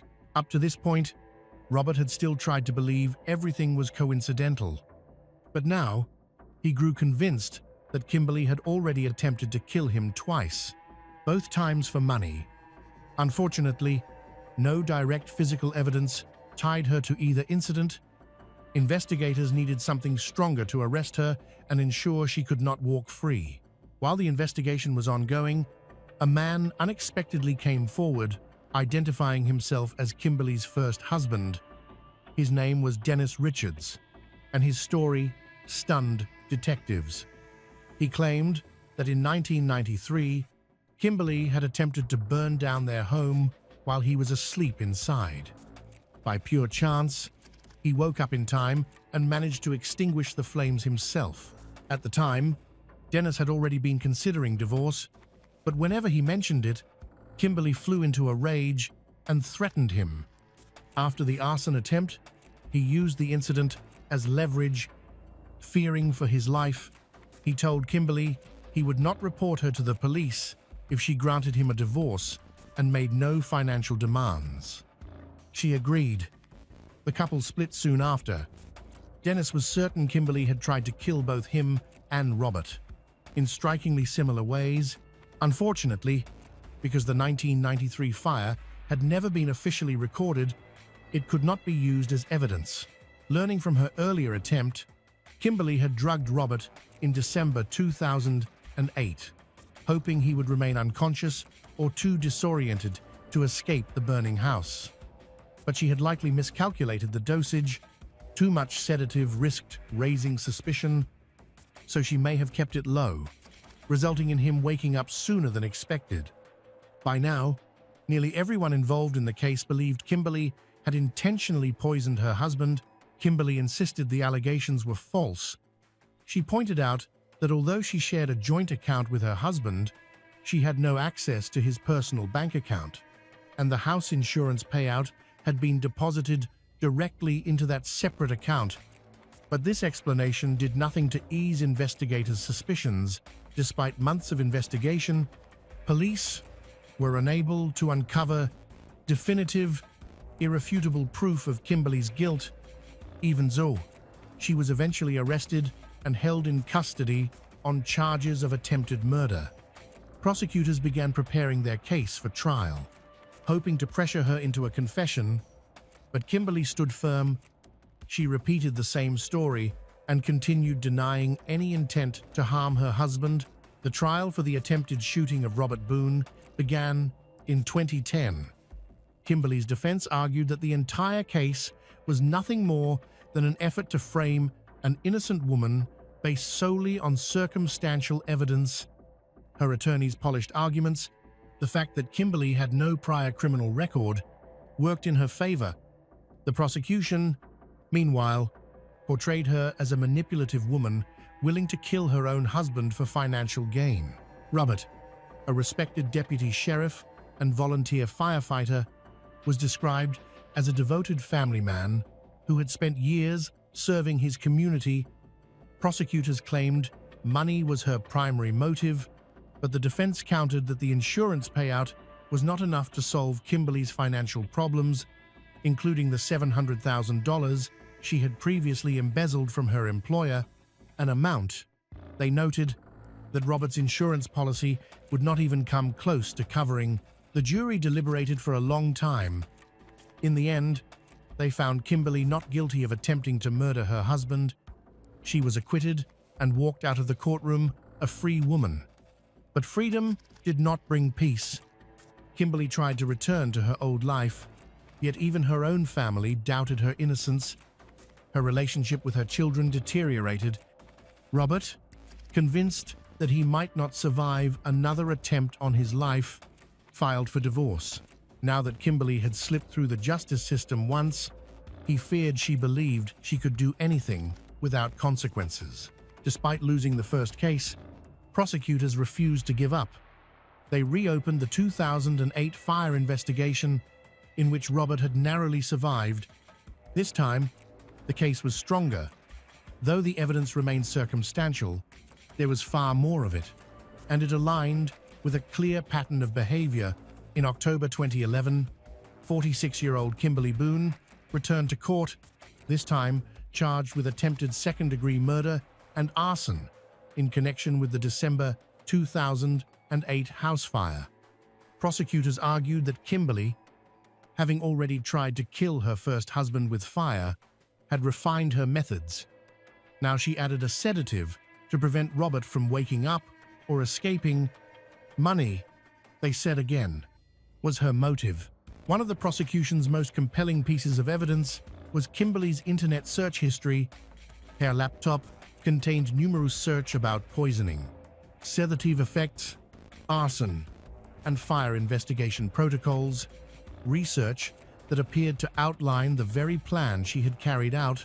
Kimberly continued to insist that she had mistaken her husband for an intruder during the shooting and denied any involvement in the fire.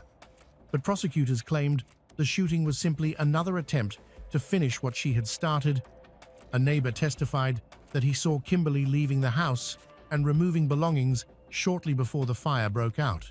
Her ex-husband, Dennis Richards, also testified, describing the night in 1993 when she allegedly tried to kill him in a nearly identical manner. Together, their accounts painted a chilling picture. Both husbands nearly died in fires under suspiciously similar circumstances, and in both cases, Kimberly walked away unharmed. Despite her attorney's confidence, the jury returned a guilty verdict. Kimberly Boone was convicted of attempted second-degree murder and arson. The judge sentenced her to 35 years in prison. Kimberly appeared stunned. From that point on, all communication between her and her family ceased. Later, in an interview from prison, she lamented that she had not seen her children since her conviction and accused the authorities of treating her unfairly. By then, she had already served 14 years of her sentence. Her two sons had grown into adults. Neither expressed any desire to contact her. Yet Kimberly remained unwavering in her claim that she was the victim of a miscarriage of justice and maintained her innocence. Kimberly Boone filed multiple appeals over the years, but one by one, each was denied. By the time she exhausted all her options, she had fallen into near hopelessness. It was during this period that she met Anita Smith, a fellow inmate whose story bore uncanny similarities to her own, but with a far more fortunate outcome. Anita had successfully overturned her conviction after shooting her husband and was eventually released. While the two women were housed in the same cell, they developed a close friendship. After Anita regained her freedom, they continued to stay in touch.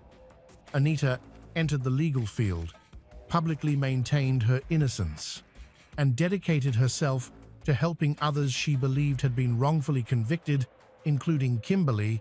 According to official records, Kimberly remains incarcerated at Lowell Correctional Institution in Ocala, Florida, and will not be eligible for release until 2043.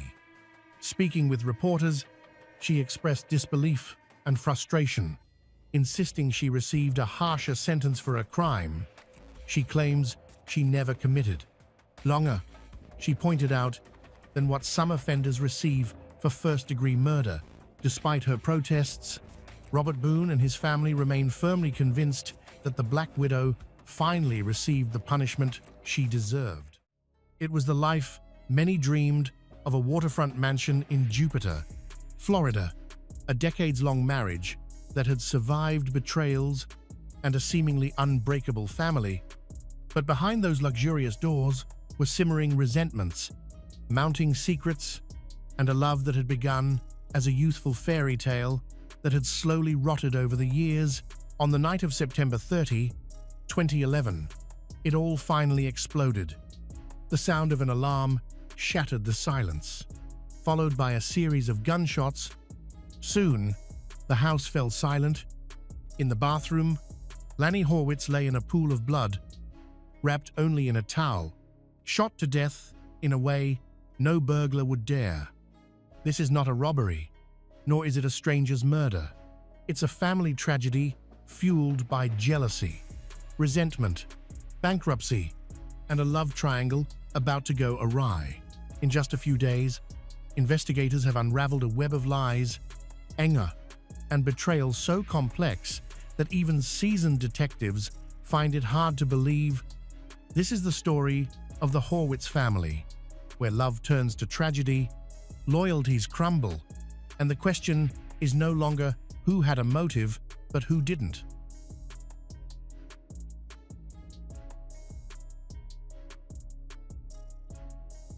Lanny Horwitz was born in Buffalo, New York, and raised by a single parent, he had a brother named Barry, and the two remained close throughout their lives. From a young age, Lanny was ambitious, hardworking, and full of promise. He initially focused on his studies, but soon realized that his true passion lay in business. At 16, Lanny began working as a real estate salesman in his father's commercial real estate business. Before long, he became a broker and impressed everyone around him with his drive and enthusiasm for the profession. Outside of work, Lanny's main focus was Donna, his high school sweetheart. They met when Donna was 14 and Lanny was 15, and quickly became inseparable. Lanny later told his family that he knew right away she was the woman he wanted to marry. They married in 1967 and built a happy life together. They settled in an affluent neighborhood in Admiral's Cove, Jupiter, Florida, a place so safe that violent crime was almost unheard of. Their success afforded them a luxurious lifestyle, with multiple homes, frequent travel, and financial security.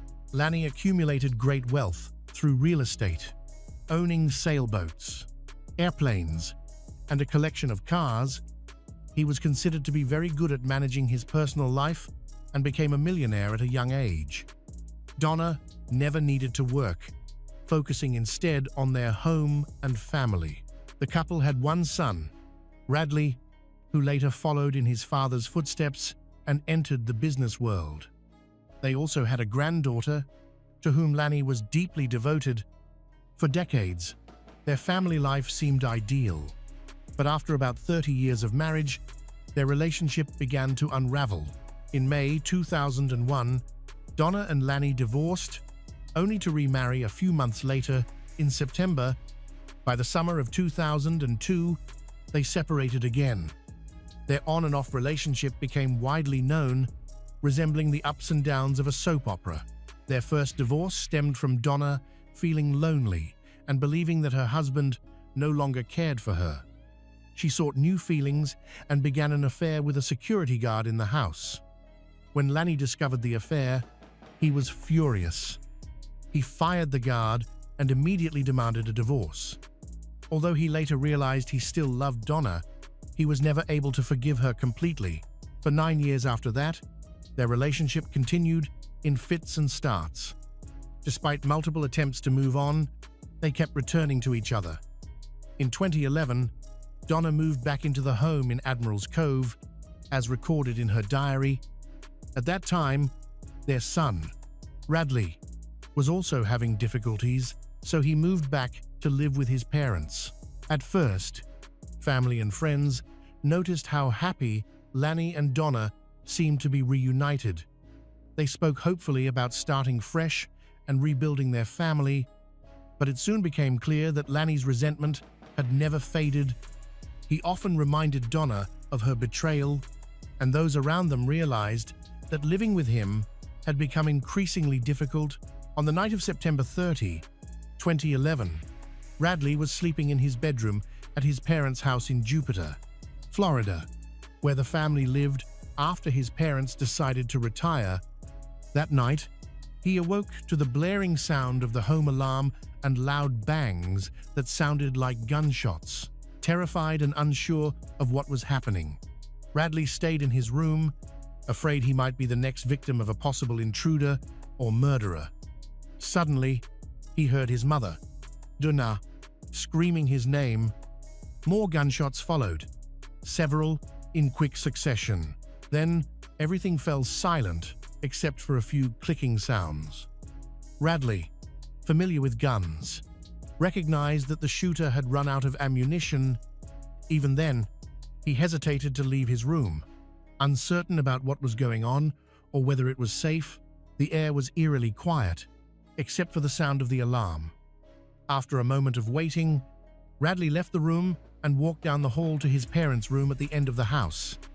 The bathroom light was on, and the door stood wide open. Inside, he saw his 66-year-old father, Lanny Horwitz, lying on the floor in a pool of blood. He wore only a towel, stained and spattered. It was clear, from one look, that his father could not be saved. He gasped once and then went still. Radley feared his mother had also been killed, but he found her alive, sobbing uncontrollably on the bedroom floor. Leaving her there, he rushed to the home's control panel to silence the alarm. By then, security guards from their gated community had arrived. They called 911, reiterating Donna's statement that Lanny had harmed himself without knowing the true situation. Police and emergency responders soon arrived. They found Radley and Donna together and then discovered Lanny's body. Next door was the guest house of Anita, who was away that night. The police were only able to speak to Radley and Donna. Donna said that Lanny had mentioned wanting to end his life earlier that evening. She said everyone had gone to bed before being awakened by the alarm and gunfire. Both she and Radley told police they believed an armed intruder had broken in. Inside the bathroom, officers found extensive blood splatter and a body so damaged it was difficult to tell how many times Lanny had been shot. However, evidence quickly suggested foul play. A bullet hole in the bathroom, glass and blood inside the shower stall indicate that Lanny was shot while showering, which is unlikely in the scenario that ended his life. It took 10 hours for the medical examiner to complete the examination. Lanny was shot 9 times, completely incapable of ending his life. The crime was brutal. The final bullet had been fired into his mouth, likely as an act of rage meant to silence him. Investigators determined that the attack began while Lanny was in the shower. After being struck, he apparently opened the shower door and collapsed, where he was shot again at close range. At the scene, Radley stayed composed and cooperated fully with police. Donna, however, withdrew after her initial story was challenged. At first, the police thought she was in shock, but later her strange behavior made them suspicious. There were no signs of forced entry. The alarm company confirmed that the doors had not been opened or locked that night, indicating that no one had entered the house. Only Lanny, his wife Donna, and their 37-year-old son Radley were present. The security cameras offered no useful footage. Some were broken, and others did not record any intruders. Early on, investigators suspected that the alarm was triggered by noise inside the house. During the search, police found an extensive firearms collection, possibly too large. It included pistols, revolvers, shotguns, rifles, and various attachments. There were 26 guns and thousands of rounds of ammunition in total, all stored in military ammunition crates. Most were registered to Lanny and Radley. Lanny had collected guns for years, and Radley had a gun license and had shared his passion with his father since childhood. Investigators focused on 2 revolvers found in the master bedroom. Donna's gun, found in Lanny's possession, was a 5-round revolver, with one chamber empty. The second gun was on the dresser. Ballistics tests showed that both guns had fired 10 shots, 9 of which hit Lanny. A large number of ammunition rounds and shell casings were also found in the room. Initially, suspicion fell on Radley and Donna, but both were released, while detectives continued to review the evidence. It took several days to collect and analyze everything, including the family's personal belongings. The evidence collected revealed that life in the house was far from peaceful. Donna's diary provided the clearest insight. Initially, she seems delighted when Lanny offers to move in with her. But note that this only happens after he asks to borrow $200,000 from her parents. His business was failing after a series of divorces, the recession, and poor financial decisions. In the 5 months after moving back, Donna's journal entries became increasingly dark and disturbing. She wrote that Lanny was getting into her head, describing constant tension and conflict. Shortly before the shooting, the name Francine Tice began appearing in her entries. Francine lived nearby and had originally been Lanny's business partner. They were both distributing health food products, met at a conference, and started communicating more frequently. Their working relationship quickly became too intimate. According to Redley, the family noticed a change in Lanny after meeting Francine. He became happier and more enthusiastic than he had been in years. However, Francine denied having any romantic relationship with Lanny, and Donna didn't believe it. Donna began documenting Francine's visits. Her diary revealed two things. Francine and Lanny's relationship seemed to have gone beyond work, and this was causing her great distress. Gradually, Donna realized that Lanny probably just wanted her to move back in so she could borrow money. Redley watched as his parents' relationship fell apart. He blamed Francine, calling her the woman who destroyed their family. He also believed that his father had an affair with her, noting that his father bought her expensive gifts, paid her bills, and helped her furnish her home. By September 2011, Lanny and Donna's marriage was beyond saving. In early fall, Lanny asked Donna to move out before he left on a business trip with Francine, scheduled for mid-October. He told her that only Francine would accompany him. This devastated Donna. Detectives later concluded that this was when Donna decided Lanny would not leave for that trip. Instead, she allegedly planned his murder. After piecing together the family's tumultuous history, investigators were confident they had identified Lanny's killer. 6 days after the shooting that left Lanny dead from 9 gunshot wounds, his wife Donna was arrested for first-degree murder. Donna hired a lawyer who quickly began defending her. The attorney argued that Donna was a quiet, calm, and shy woman who would be incapable of picking up a gun. She had separated from her husband multiple times before, so it made no sense for her to choose to kill him now. When the police questioned Redley, he expressed deep resentment toward his father. He said the man who had once been kind and cheerful had turned into a nightmare for his family toward the end of his life. According to the defense, while Donna might have had a motive, Redley's motive was much stronger. The defense emphasized that the bathroom was covered in blood. The shooter could not have avoided getting blood on themselves or their clothes.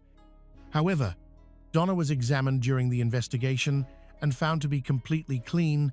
The case was gaining attention, and public interest was skyrocketing. A major twist comes when Donna's lawyer builds her defense around blaming her son, Redley.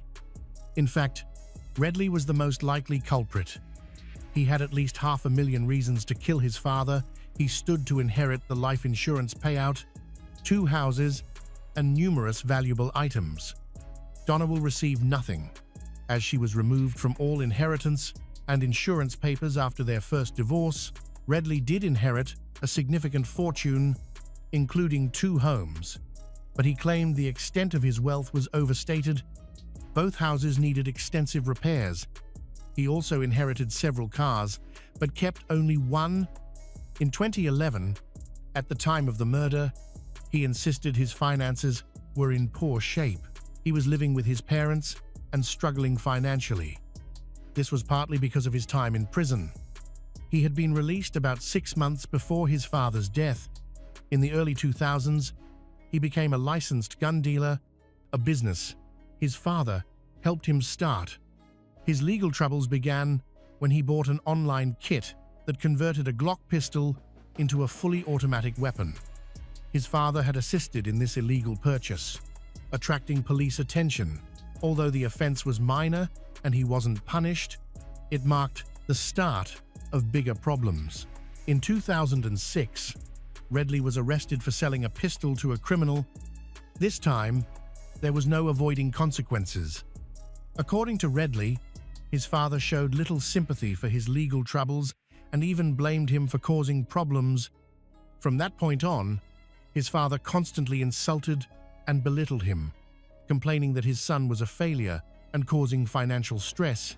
Multiple witnesses later confirmed that both Donna and Redley had spoken of Lanny's emotional abuse. Though he never used physical violence, years of emotional mistreatment had taken a toll. Despite all this, prosecutors were convinced Donna was the killer. They studied her every word and movement. They particularly pointed to her refusal to cooperate at the crime scene. Redley, in contrast, fully cooperated, agreeing to DNA testing and gunshot residue tests. When the same requests were made of Donna, she insisted on having a lawyer and refused to comply. Because she had requested a lawyer, she was never even tested for gunshot residue, a major flaw. According to her defense, Donna's lawyer maintained that the prosecution had no solid evidence, only circumstantial claims. Police saw no blood on her pajamas when they arrived, and no fingerprints were found on any of the guns or shell casings, suggesting the shooter wore gloves.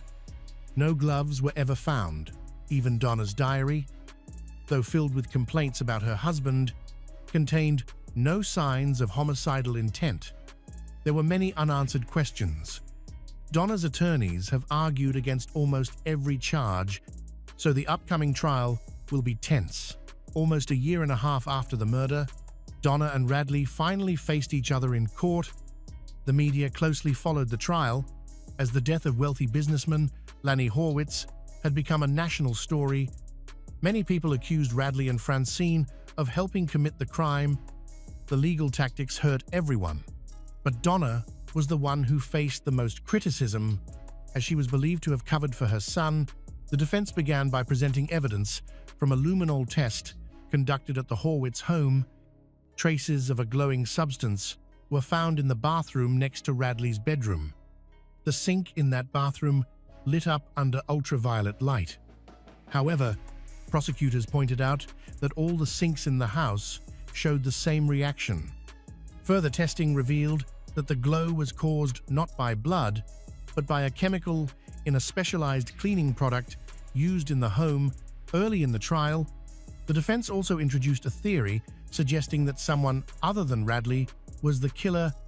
The defense attorney claimed the murderer was a hired hitman based on a bloodstain found on the gate of Lanny's house. The stain contained Lanny's blood as well as DNA from an unidentified person. The DNA did not match Donna, Radley, or anyone in the family or staff. Prosecutors argued the finding was meaningless, since a surface like a gate would likely contain traces from many people who had touched it. According to the prosecution, the home alarm system activated immediately after the first gunshot, which was fired through the bathroom glass. This indicated the killer was already inside the house before the shooting began. If the intruder had forced entry, the alarm would have gone off earlier. When the door or window was opened, the defense countered that the killer might have been allowed inside earlier, which could explain why some surveillance cameras were turned off. They were not meant to record anyone. The defense also claimed that a book about contract killers, purchased by Radley at a gun show shortly before his father's death, pointed to his guilt. However, the prosecutor argued that this theory made little sense. The murder weapon was a revolver that only Donna had. Still, the prosecution asserted that Donna's behavior after the crime suggested her involvement. For instance, unlike Radley, she ran toward the bathroom upon hearing gunfire in the middle of the night. Behavior the prosecution considered suspicious. The idea of a hired killer seemed implausible because Radley was unemployed and financially dependent on his father at the time. When investigators reviewed his finances after he received the life insurance payout, they found no evidence linking him to a paid assassin, which only supported his innocence. When Donna was called to testify and asked to accuse her son directly, she refused. Prosecutors argued that the murder was committed in passionate anger, which aligned with the theory that a furious woman might have acted impulsively after feeling betrayed by Lanny's interest in Francine. Donna fit this description. Radley claimed that his mother had been driven to despair by Francine and eventually snapped, turning to violence. Francine, however, refused to testify because the final shot had been fired into Lanny's own mouth, an act suggesting the attack was intensely personal and fueled by rage. Investigators believed a conflict had taken place before the shooting, though no witnesses could confirm it. After both sides presented their cases, the jury began deliberations. The defense felt confident as the prosecution's case relied solely on circumstantial evidence. There was no direct proof, no DNA, fingerprints, or physical evidence proving Donna's guilt beyond reasonable doubt. Nevertheless, the jury returned just 2 hours later with a unanimous verdict. Donna was guilty of first-degree murder. She was sentenced to life imprisonment without the possibility of parole. For Lanny's relatives and friends, the verdict seemed like justice and brought them relief. They believe Donna is a cold-blooded killer, although she herself continues to deny it. Donna's lawyer appealed her conviction, resulting in a new trial. This time, she was sentenced to 32 years in prison. Reporters continued to pursue the story, interviewing both Donna and her son, Redley. Despite believing his mother had tried to have him imprisoned, Redley stated that he did not want her to go to jail, insisting that she was innocent. 2 years after the tragedy, on what would have been Lanny's 68th birthday, his family and friends gathered on the beach to remember him and let go of any lingering resentment. The case resurfaced in the media, and journalists once again spoke with Redley, who said he had forgiven his mother. Redley explained that he thought about her every day and had visited her several times in prison. Donna Horwitz remains incarcerated at the Lowell County Jail in Florida and is scheduled to be released in 2043. After Lanny Horwitz's murder, his son, Redley, received a $500,000 life insurance policy, $200,000 of which was set aside for Donna. However, Redley disagreed and filed a lawsuit, asking for a portion of her insurance money.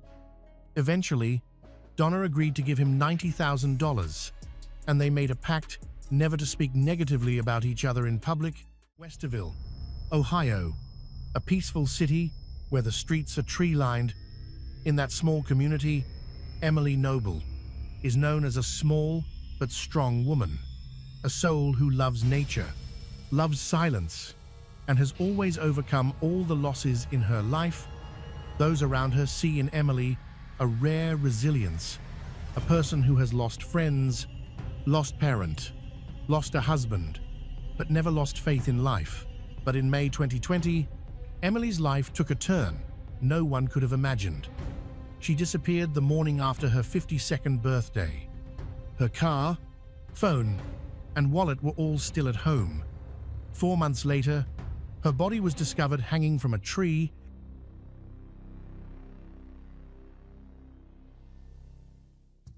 Emily Noble, age 52, lived in Westerville, a peaceful suburb near Columbus, Ohio. She had worked for the state of Ohio's Medicaid office for over 10 years. As the main income provider, she had around $96,000 in personal savings. However, Emily's identity was not defined by her financial status. Emily was only 5 feet tall and weighed under 100 pounds.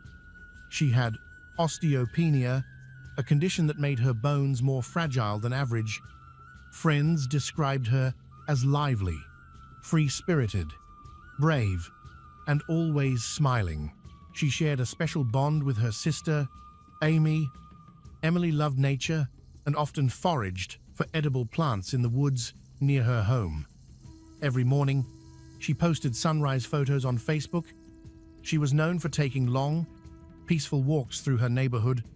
She treasured quiet moments and the space to think, but Emily's life had been marked by loss. In the 1,990 seconds, she witnessed several close friends die from AIDS. Her father suffered a catastrophic accident. He slipped, fell, hit his head, and never recovered. Less than a year later, her mother died in a car crash. She inherited her mother's condo on Abbey Cross Lane in Westerville, an 800-square-foot home that became her refuge.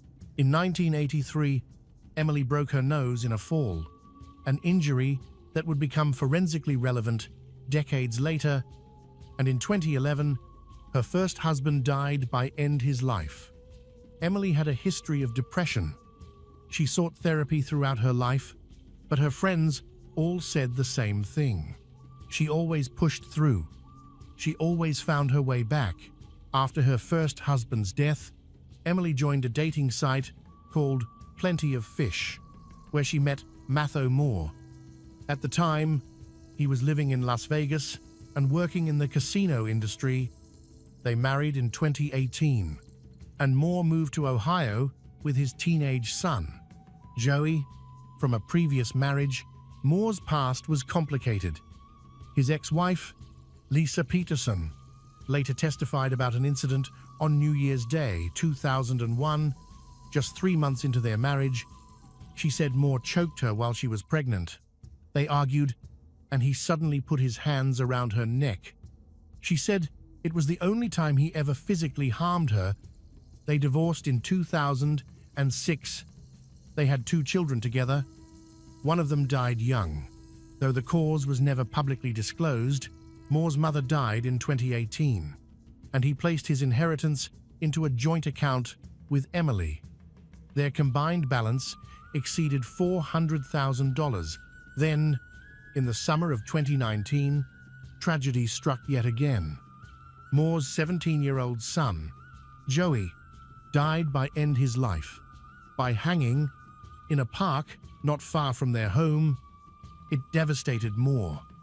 Moore's therapy notes expressed deep concern for his mental health after Joey's death, but there were no allegations of violence.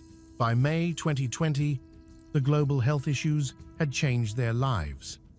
Moore was unemployed. Emily continued working, still carrying the financial weight of the household. There were tensions in the marriage. Text messages revealed arguments about Moore's drinking, his mood, and name-calling. One message stood out. Emily said she was afraid to go home. Yet Moore also sent messages encouraging her, urging her to stay hopeful. When he asked whether she wanted a divorce, she never said she did. Friends noticed troubling signs. Suzanne Kavanaugh saw bruises on Emily's arm. The last time they met, she raised concerns about the relationship, which ultimately strained their friendship. Emily had also stopped wearing her wedding ring before she disappeared. Yet, despite all these signs, Emily seemed to be improving. She was transitioning back to full-time work. She was, as always, finding her way through. May 24, 2020, was Emily's 52nd birthday. That morning, she and Moore drove to Buckeye Lake to collect water from a natural spring. They returned to Westerville, stopped by the Field of Heroes Memorial, and had a small picnic in the park. The global health issues restrictions had just eased, and bars were reopening. To celebrate, they decided to go bar hopping in downtown Westerville. Their first stop was the Cobalt Grill restaurant, where they took selfies together. Bartender Jessica served them around 7:00 p.m. They were her only customers.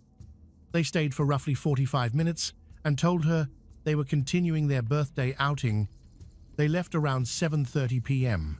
Their neighbor, John, later said he saw Emily at home sometime around 8:00 p.m. According to Moore's account, they returned home, went to bed, and he slept in the guest room so he wouldn't disturb her. User activity on Emily's phone stopped after 6:00 p.m. On May 24, Moore, meanwhile, had a 30-minute phone call with a friend just after 7:30 p.m. His phone showed uninterrupted user activity until 6:00 a.m. The next morning, May 25, 2020, Moore claimed he slept until about 10:00 a.m. When he woke up, Emily was gone. Left behind were her car in the driveway, her keys, her phone, her wallet, her credit cards, everything. At 2:47 p.m., Moore used Emily's phone to call her friend, asking if she had seen her. Shortly afterward, he filed a missing person report with the Westerville Police Department. Officer Robert Hollis responded, and his body camera footage captured the entire interaction. Both cars were there. Nothing immediately suggested foul play, but Detective Steve Grubbs later admitted that his instincts were triggered. Something about Moore's version of events felt wrong. Within hours, hundreds of volunteers gathered at Westerville North High School to help search. Multiple agencies joined in. The FBI, state police, Caminos Nina units, dive teams, bloodhounds, and cadaver dogs searched the condo area, the neighborhood, and the western woodline. Dogs tracked along the road near the condo and the bike path, but there was a crucial mistake. The area where Emily's body would eventually be found was never searched. Police Chief Charles Chandler later told the media that the area had been searched 3 times. This was not true. Moore's behavior during the search struck many as unusual. He claimed he had shown flyers at 2 Black Lives Matter rallies, yet Emily's family said he refused to join any organized search efforts. Eventually, he stopped cooperating with police altogether. Then, in September 2020, Moore contacted producers of the Vanished podcast, pleading for Emily's case to be featured. The episode aired that month. Both producers and listeners found Moore's interview extremely odd. When asked to describe Emily, Moore said he never saw her weigh herself, that she was tiny, like 100. He described her legs, her arms, her posture, and said she was, anatomically, a really pretty lady. He made strange comments about her facial expressions. Podcast researcher Amanda Coleman later said Moore said things to her that she had never heard in any interview before. The interview raised red flags. On Wednesday, September 16, 2020, 3 local women were foraging in a wooded area west of Emily and Moore's condo, just off County Line Road. Less than half a mile from the home, it was a place Emily frequently visited to forage for edible plants. That's when they saw it. Skeletal remains, suspended from the branch of a honeysuckle tree. A 20-inch black plastic USB cord was wrapped around the neck and tied to the branch above. When the remains arrived at the Montgomery County Coroner's Office at 2:08 a.m. on September 17, they weighed only 18 pounds. X-rays and photographs were taken. The remains were described as skeletonized with only minimal mummified tissue. On September 22, dental records confirmed the body was Emily Noble. Police Chief Chandler called the case highly unusual. A black water bottle lay beside Emily's left leg, filled with a peach-colored liquid containing 6% alcohol. Her engagement ring and wedding band were also placed next to her left leg. She had removed them. Her right hand was gripping her right ankle. Her left arm rested downward. With her hand touching the water bottle, she was dressed in black Old Navy leggings, a black spaghetti-strap tank top, a white Old Navy long-sleeved shirt that had slipped down around her waist, and trainers. An e-cigarette was tucked into the pocket of her leggings. The USB cord and other items recovered at the scene tested negative for DNA. On October 2, 2020, the remains were transported to Ohio State University. Dr. Amanda Agnew and a graduate student in the OSU Skeletal Biology Research Lab conducted additional analysis. Their report, completed on January 11, 2021, identified 4 fractures in the hyoid bone, fractures in the nasal cavity, and several missing toe bones. A portion of the hyoid bone was also absent. The injuries were determined to be perimortem, occurring at or near the time of death, or postmortem. 10 days later, the Montgomery County coroner ruled the cause of death as multiple injuries to the face and neck. But the case didn't take its decisive turn until May 27, 2021. Dr. Bill Smock issued his findings. Dr. Smock, a forensic physician and strangulation expert, produced the report that became the centerpiece of the prosecution's theory. He concluded that Emily had been manually strangled. The 4 fractures in her throat, he said, combined with facial fractures caused by blunt force trauma, indicated her death had been staged to resemble a hanging. In his opinion, the evidence was consistent with homicide. However, Dr. Smock was not a board-certified forensic pathologist. He was an emergency medicine doctor who had completed a 1-year clinical forensic medicine fellowship in 1994. More critically, Dr. Smock never examined Emily Noble's remains in person. He never visited the scene. His conclusions were based solely on reports and photographs. On September 16, 2021, exactly 1 year after the remains were found, a death certificate was issued. The manner of death: homicide by manual strangulation.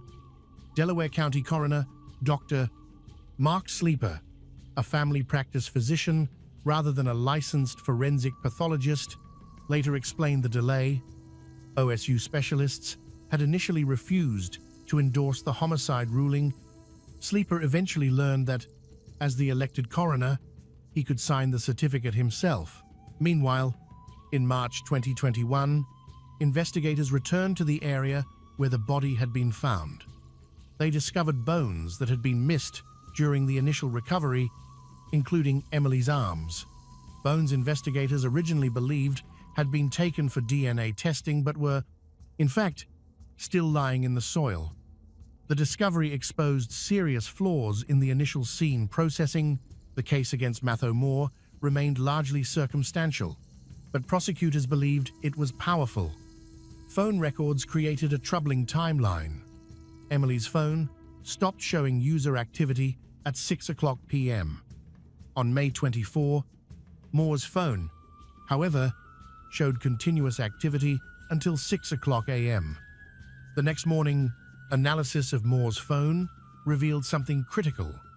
While he claimed he had been at a bus depot that morning, part of his job checking advertisements on buses, the data told a different story. At 9:25 am, Moore's phone pinged off a tower at Murphy's Quarry, less than a mile from the home. The quarry was visible from the property. CCTV footage captured what appeared to be Moore's blue Fiat driving past the quarry at 9:59 a.m., heading away from the house. Only after this did his phone appear in Broadstone, where he claimed to have been the entire morning. CCTV cameras filmed Emily passing the quarry 3 minutes later. She was seen returning home at 9:41 a.m. Investigators believed she was killed shortly after she arrived back at the condo. Police also learned that Moore had moved items in the garage while officers were present during the missing person investigation. He shifted an orange extension cord and a cooler, leaving a flashlight next to both objects. Prosecutors argued that he used the flashlight to illuminate the woods while staging Emily's body at night. Moore's behavior during his police interview raised additional concerns. He repeatedly referred to Emily in the past tense. He mentioned end her life multiple times, long before her body had been found. On June 17, 2021, more than a year after Emily vanished, a Delaware County grand jury returned an indictment. Matthew Moore was arrested the same day during a traffic stop by heavily armed Westerville police officers. Reporters surrounded him as he stood in handcuffs. He was charged with 2 counts of murder, felony murder, and purposeful murder, and 1 count of felonious assault. He pleaded not guilty to all charges. Bond was set at $2.5 million. Moore remained in the Delaware County Jail until the trial concluded. The trial began on August 16, 2022. Prosecutors Mark Sleeper and Melissa Schiff faced off against defense attorney Diane Menashe. The jury visited the couple's home and the wooded area where Emily's body had been discovered. Opening statements were delivered on August 17. The prosecution framed its case around Emily's resilience. Lead prosecutor Sleeper recounted the tragedies Emily had endured, the friends she lost to AIDS, the deaths of her parents, her first husband's end his life. The prosecution's star witness was Dr. Bill Smock. He testified without hesitation. Emily Noble's hyoid fracture did not come from her hanging, it came from strangulation. She was strangled manually and then placed in the tree. During Dr. Amanda Agnew's presentation on the skeletal analysis, she was questioned about her findings.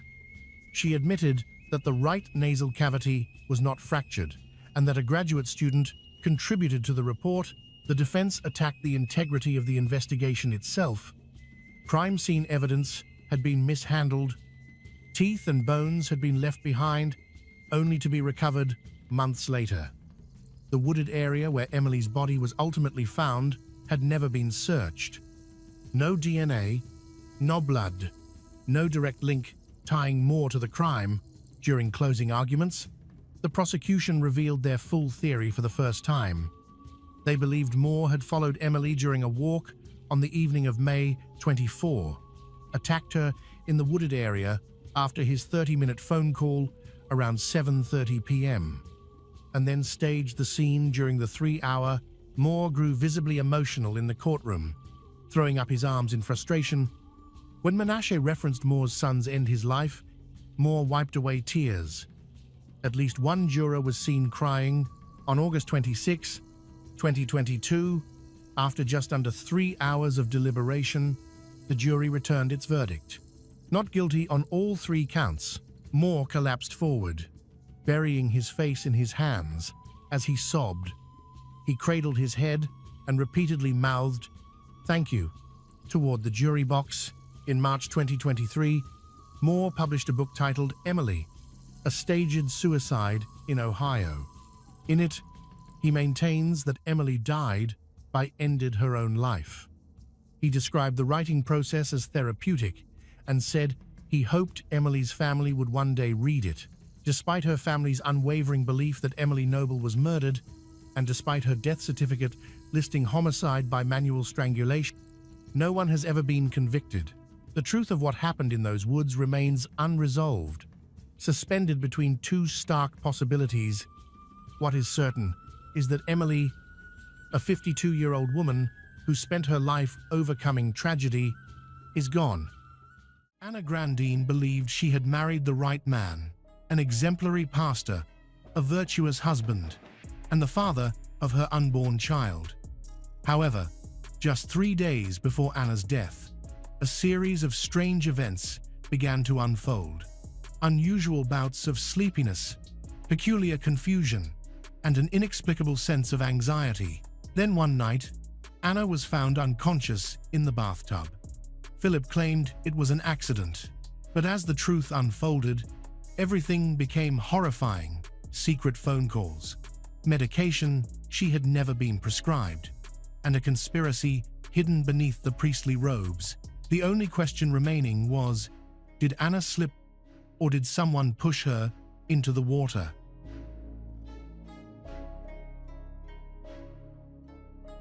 Anna Grandine grew up in a close-knit community where faith and family played a vital role.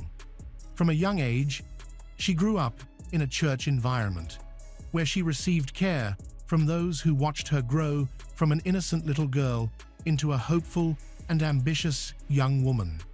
She was more than just a Sunday churchgoer. She was an integral part of the community, where her presence and optimistic spirit were valued. Her mother, Charito Darvin, also known as Maria, was a loving and devoted mother. She maintained an incredibly close relationship with her daughter throughout her life. Her father lived in the Philippines, thousands of miles away, but he kept in touch with her through phone calls, letters, and visits whenever possible. Despite the vast distance, their relationship remained strong, built on love. When she grew up, Anna always carried with her the valuable values that were formed since childhood: faith in God, dedication to family, trust in the community, and hope for the future. By the end of her 20s, she had built a happy and fulfilling life for herself, marrying Philip Grandine, a man known for his devoted service to God and as a moral role model in the community. Philip served as a part-time pastor at Indale Baptist Church in Toronto. He was a source of encouragement for the church members during difficult times, offering guidance and spiritual support. Every Sunday, he delivered passionate sermons about faith, commitment, integrity, and living by God's teachings. For Anna, marrying a minister like Philip seemed to be a divine blessing, providing her with a life partner who shares her values and will cherish her throughout her life. However, behind the closed doors of their home in Scarborough, a troubling reality was developing, one that would ultimately cost Anna her happiness. Throughout their marriage, Philip began living a secret life, a stark contrast to his public persona. While preaching about fidelity and the sanctity of marriage, he was involved in an affair with a woman from his own congregation. The very man who advised couples about honesty was secretly watching adult films, behaving in a way that he publicly condemned from the lectern. Philip was living a double life, masking his hypocrisy with a facade of faith. Eventually, his infidelity was revealed, which must have been devastating for Anna. The man she believed embodied sacred values was betraying her profoundly. The fallout was significant. Acknowledging his moral failings publicly, he and Anna are now attending marriage counseling to work through their issues. The conditions were clear. Philip had to completely end the extramarital affair and stop watching adult films. In addition, he also needed to install adult content blocking software on their computers. From the outside, it seemed that the family was going through a tough time. Anna, believing in the power of forgiveness, gave her husband another chance. By October 2011, things looked more promising. Anna was 20 weeks pregnant and had passed the riskiest stage of early pregnancy. She is carrying their child, symbolizing hope and healing. However, Philip had not truly changed. The affair continued, only more carefully concealed, and he continued watching adult films. Despite the blocking software, the conditions he pretended were in place for their reconciliation were merely another form of deceit. Philip viewed his pregnant wife, Anna, as an obstacle rather than a blessing. She was hindering the double life he longed for. As Anna's pregnancy progressed, he began planning to permanently eliminate her. His job at the nursing home allowed him to manipulate medications, including benzodiazepines, which are strong sedatives. One of these medications was lorazepam, also known as Ativan, which can lead to significant drowsiness, confusion, impaired coordination, and memory problems. When combined with conditions like a warm bath and physical fatigue, these effects can be dangerous or even deadly. Anna had never been prescribed lorazepam, so there was no innocent reason for it to be in her system. Around October 14, 2011, she started showing concerning symptoms like unusual drowsiness and confusion after getting to the hospital. The doctors collected blood samples but didn't test for sedatives because they had no reason to suspect anything was wrong. On the evening of October 17, 2011, everything in the Grandin household seemed normal, with no indication of the tragedy to come. At some point, Anna decided to take a bath.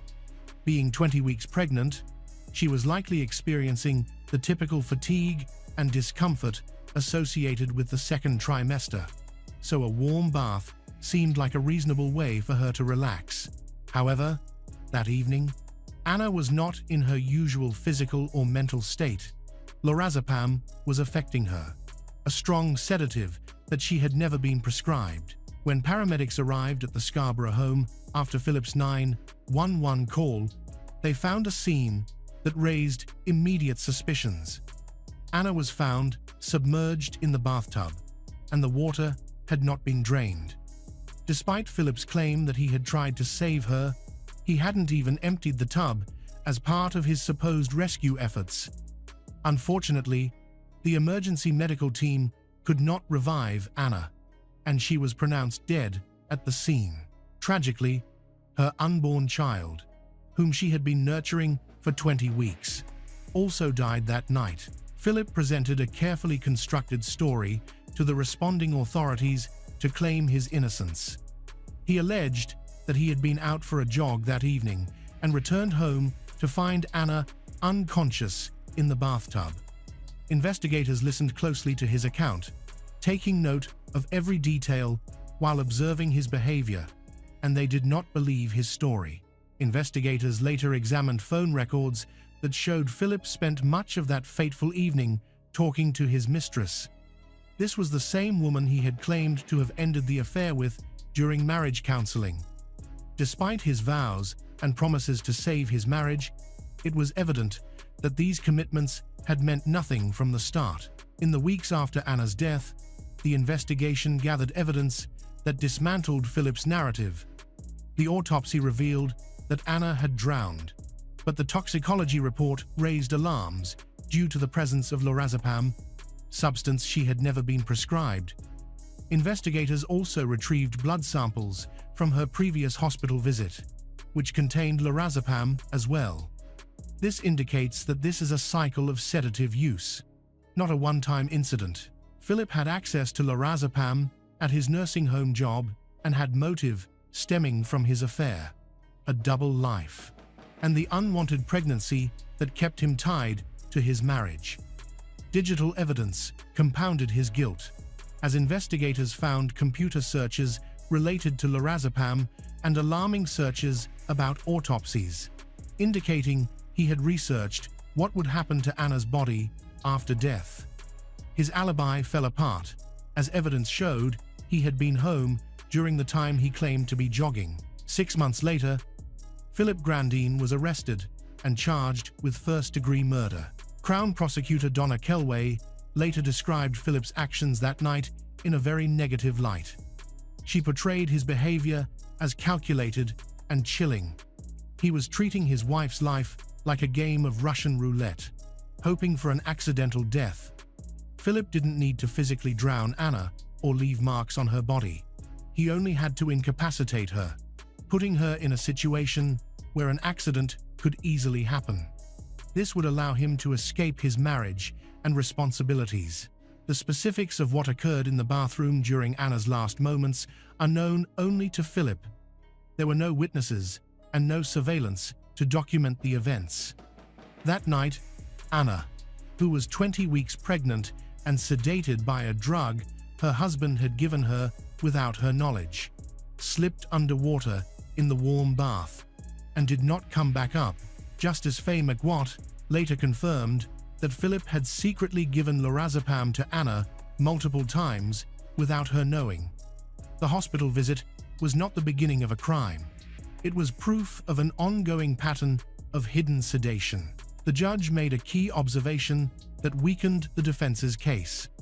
If Anna had been aware that she was taking lorazepam, she wouldn't have been confused about her symptoms. She would have understood that she had taken a sedative. Her confusion upon arriving at the hospital pointed to one clear conclusion: someone was drugging her without her consent. This person had access to lorazepam through their job, a motive, and that person was Philip Grandin. Philip's first trial began in November 2014. The prosecution presented evidence of sedation, deception, and motive. The defense argued that Anna was depressed, bought lorazepam on her own, and that her death was an accident. On December 4, 2014, the jury delivered their verdict.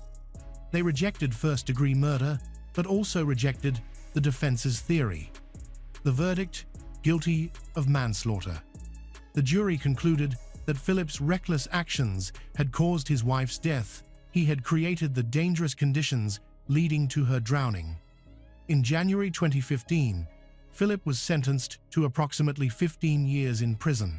Justice had been served, but Philip wasn't done. His legal team prepared an appeal, and on September 15, 2017, Anna's family faced another painful blow. The Ontario Court of Appeal granted a new trial. The court identified issues with how some evidence was presented, leading to grounds for overturning the verdict. For Anna's loved ones, this news was heartbreaking, as they had already gone through one trial and now had to relive their trauma. The second trial began on February 1, 2019, more than 7 years after Anna's death. Crown Prosecutor Donna Kelway presented evidence of Philip's double life, his access to sedatives, and his deceptions. The defense continued to claim that Anna took lorazepam voluntarily, but this argument became increasingly hard to support.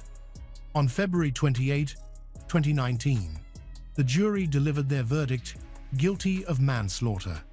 For the second time, Philip Grandin was found responsible for his wife's death. In November 2019, Justice Faye McWatt issued her findings. The judge confirmed that Philip had taken lorazepam from his workplace and given it to his wife without her knowledge. He had also lied to police about his whereabouts and his attempts to help her. On January 7, 2020, Justice Faye McWatt sentenced Philip to 15 years in prison. However, just 3 days later, a judge from the Ontario Court of Appeal granted him bail pending his appeal. Thus, Philip walked out of prison while Anna remained deceased. The appeal took place in 2022, with Philip's attorneys arguing there were issues with jury instructions and how computer evidence was admitted. On May 9, 2022, the Court of Appeal announced its decision. Philip's appeal was dismissed. The court found his arguments unconvincing and upheld the conviction, stating that the 15-year sentence was appropriate. Nearly 11 years after Anna's death, following 2 trials and multiple appeals, the Canadian justice system reached its final resolution. Anna Grandin should still be alive today, celebrating birthdays and watching her child, now 13, start middle school, make friends, discover passions, and dream for the future. Instead, there remain only faded photographs, memories, and grief that will never fully heal. Anna fully trusted her husband, a pastor committed to serving God and helping others. She believed in him so deeply that she forgave his affair, sought counseling, and hoped he would change. She even trusted him to take care of their child. Unfortunately, that trust was cruelly betrayed in the worst way possible. Philip didn't use traditional methods of violence. He didn't leave visible injuries or bruises that would raise alarms. Instead, he exploited his medical expertise, easy access to controlled substances from his nursing home job, and his wife's deep trust in him to create a scenario where she would fade from his life. An unfortunate accident would allow him to live the double life he valued more than his marriage vows, more than his pregnant wife, and more than the child she carried. The prosecution compared his actions to playing Russian roulette with his wife's life. The judge described it as a facade and a deception. Anna's mother, who is mourning, referred to it as a horrific act that requires justice no matter what terms we use. One fact is clear: a young woman lost her life because the man who vowed before God to love, honor, and protect her chose to betray her in an irreversible manner. Anna Grandin deserved far better than this tragic end. Her child, an innocent baby who never had the chance to take a breath, see the world, or be embraced by loving grandparents, also deserved a life. For Maria, there will always be an empty chair at family gatherings, birthdays filled with tears instead of joy, and moments of forgetting engulfed by painful memories. For Anna's father, in the Philippines, the painful memory of that heartbreaking flight to Toronto will forever linger, embodying a grief so deep that it almost overwhelmed him. Some crimes leave scars that time cannot heal. Some remind us that those we trust the most can be the most harmful. Some teach us the harshest lesson, that evil doesn't always reveal itself with clear warnings. Sometimes it wears a friendly face, speaks sweetly, and waits for the perfect moment to strike. This was one such crime. Fort Worth, Texas, was a quiet city known for its tree-lined streets and cozy homes. However, in the spring of 2017, that peace was broken. This is where 22-year-old Molly Matheson was starting over. She was bright, full of life, loved her family, and was popular with her friends. Molly rented a small guest house behind a larger house, a peaceful place where she could begin a new chapter. On April 10th, when Molly didn't arrive at work and didn't answer her phone, her mother felt worried. When she opened the door to the house, she was met with a scene that would forever traumatize the Matheson family. The bedroom was in disarray, as if a struggle had occurred. A large mirror lay shattered on the floor. In the bathroom, Molly's body was found, wet, cold, and still. From this seemingly safe neighborhood, a terrifying mystery emerged, setting off a chain of events that exposed a dangerous predator whom the police should have apprehended long ago.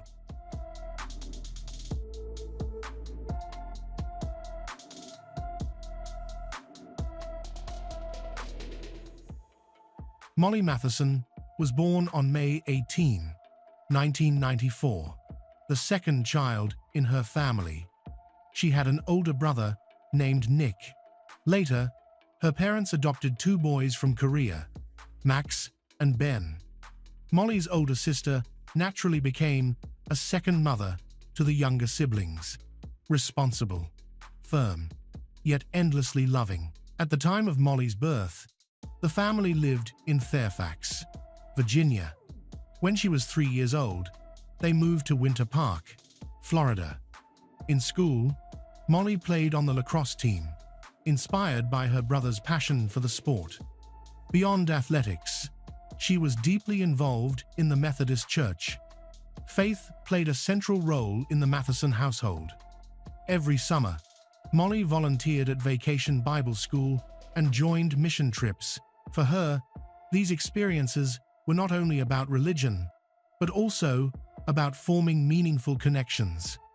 She had a warm, magnetic personality, always optimistic, and eager to help others. In 2010, the family moved once more, this time to Texas. Molly was 16 and already dreaming of attending the University of Arkansas. When she eventually went to college, she met her future best friend, Sutton. During her university years, Molly explored new interests, including getting a few small tattoos that she kept secret from her parents. Despite her strong academic performance and potential, Molly made the difficult decision to withdraw from school in 2015 during her senior year. She wanted a break. While she loved her time in Arkansas, she felt the need to return home and start anew. She rented a small house just minutes from her parents' former home, located on the property of a local teacher. Her decision to leave college wasn't spontaneous. She intended to change her major and transfer to a local university to study social sciences. Of course, this required money, so she took a part-time job at a lingerie boutique. By 2017, Molly was 22 years old. She lived independently, handled her own responsibilities, and maintained close communication with her family. Like many young adults, she stayed active on social media, posting photos, updates about her life, and interacting frequently with loved ones. April 9, 2017, was a quiet Sunday. Molly stopped by her parents' house for a short visit. She told them she planned to complete some schoolwork that evening. After chatting with her family, she headed home. Monday, April 10th, began like any other day. Everything seemed normal until 3:40 p.m., when Molly's mother, Tracy, received a call from the manager of the store where Molly worked. Molly's shift started at 1 p.m., but she was absent and not answering her phone. This was alarming. Molly was responsible and punctual. She never missed work. At first, her mother tried to stay calm, but when repeated calls went unanswered, she decided to drive to Molly's house. On the way, she tried calling again. Still no answer. She called a neighbor to ask whether Molly's car was in the driveway. The neighbor checked and confirmed it was parked right where it normally would be. Fear began to creep in. Tracy tried to reassure herself, thinking Molly might be unwell, but her instincts told her something was terribly wrong. When she arrived at the house, she rushed to the front door. No one answered her knock, but she discovered the door was unlocked, a detail that frightened her even more. She stepped inside, calling out Molly's name. The living room and guest room looked untouched, but the bedroom was noticeably disordered, as if someone had left in a panic. And on the floor lay a shattered full-length mirror. Tracy's fear deepened the moment she spotted Molly's purse sitting in plain view, containing everything her daughter would never leave behind. Her wallet, documents, car keys, cash, and cell phone. Molly simply did not go anywhere without these essentials. That was the moment Tracy's worry shifted into full-blown panic. When she stepped into the bathroom, her world collapsed. Molly was lying on the floor of the shower stall, still dressed in a wet t-shirt, her hair damp and clinging to her face. She wasn't moving. She wasn't responding. Tracy immediately dialed 911.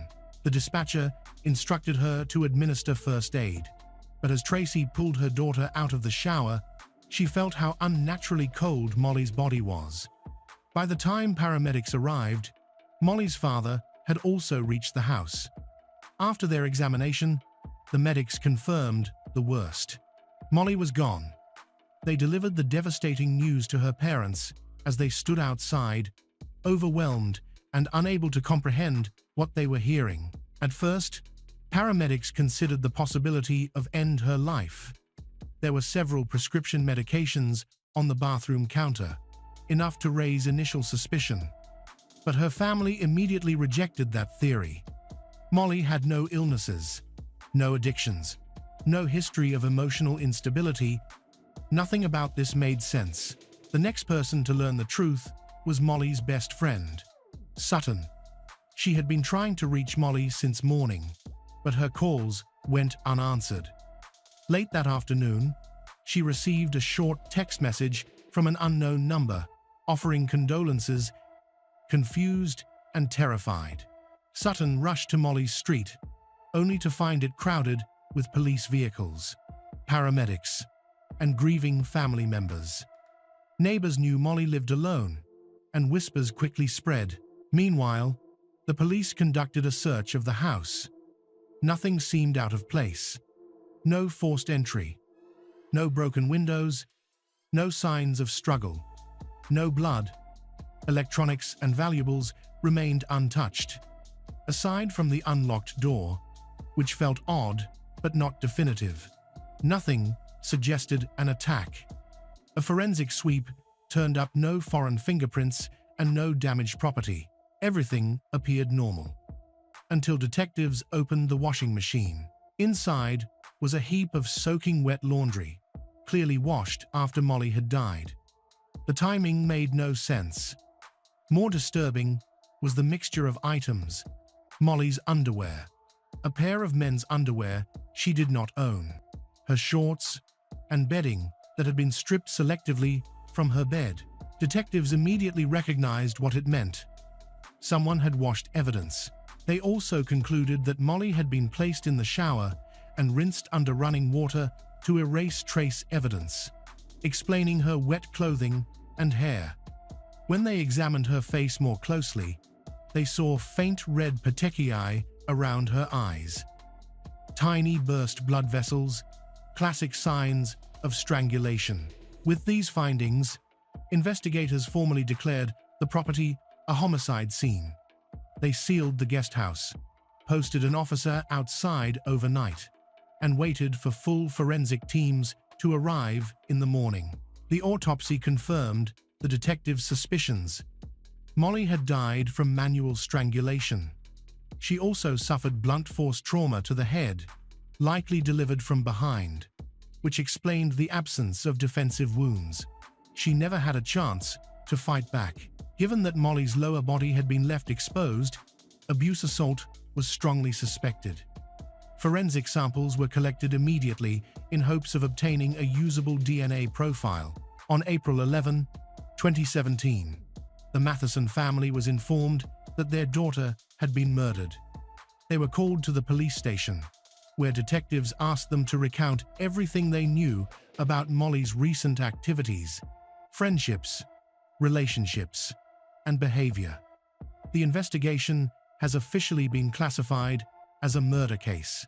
The news of Molly's death sent a shockwave through everyone who knew her. Within hours, her friends gathered online, creating a private social media group dedicated to discussing what might have happened.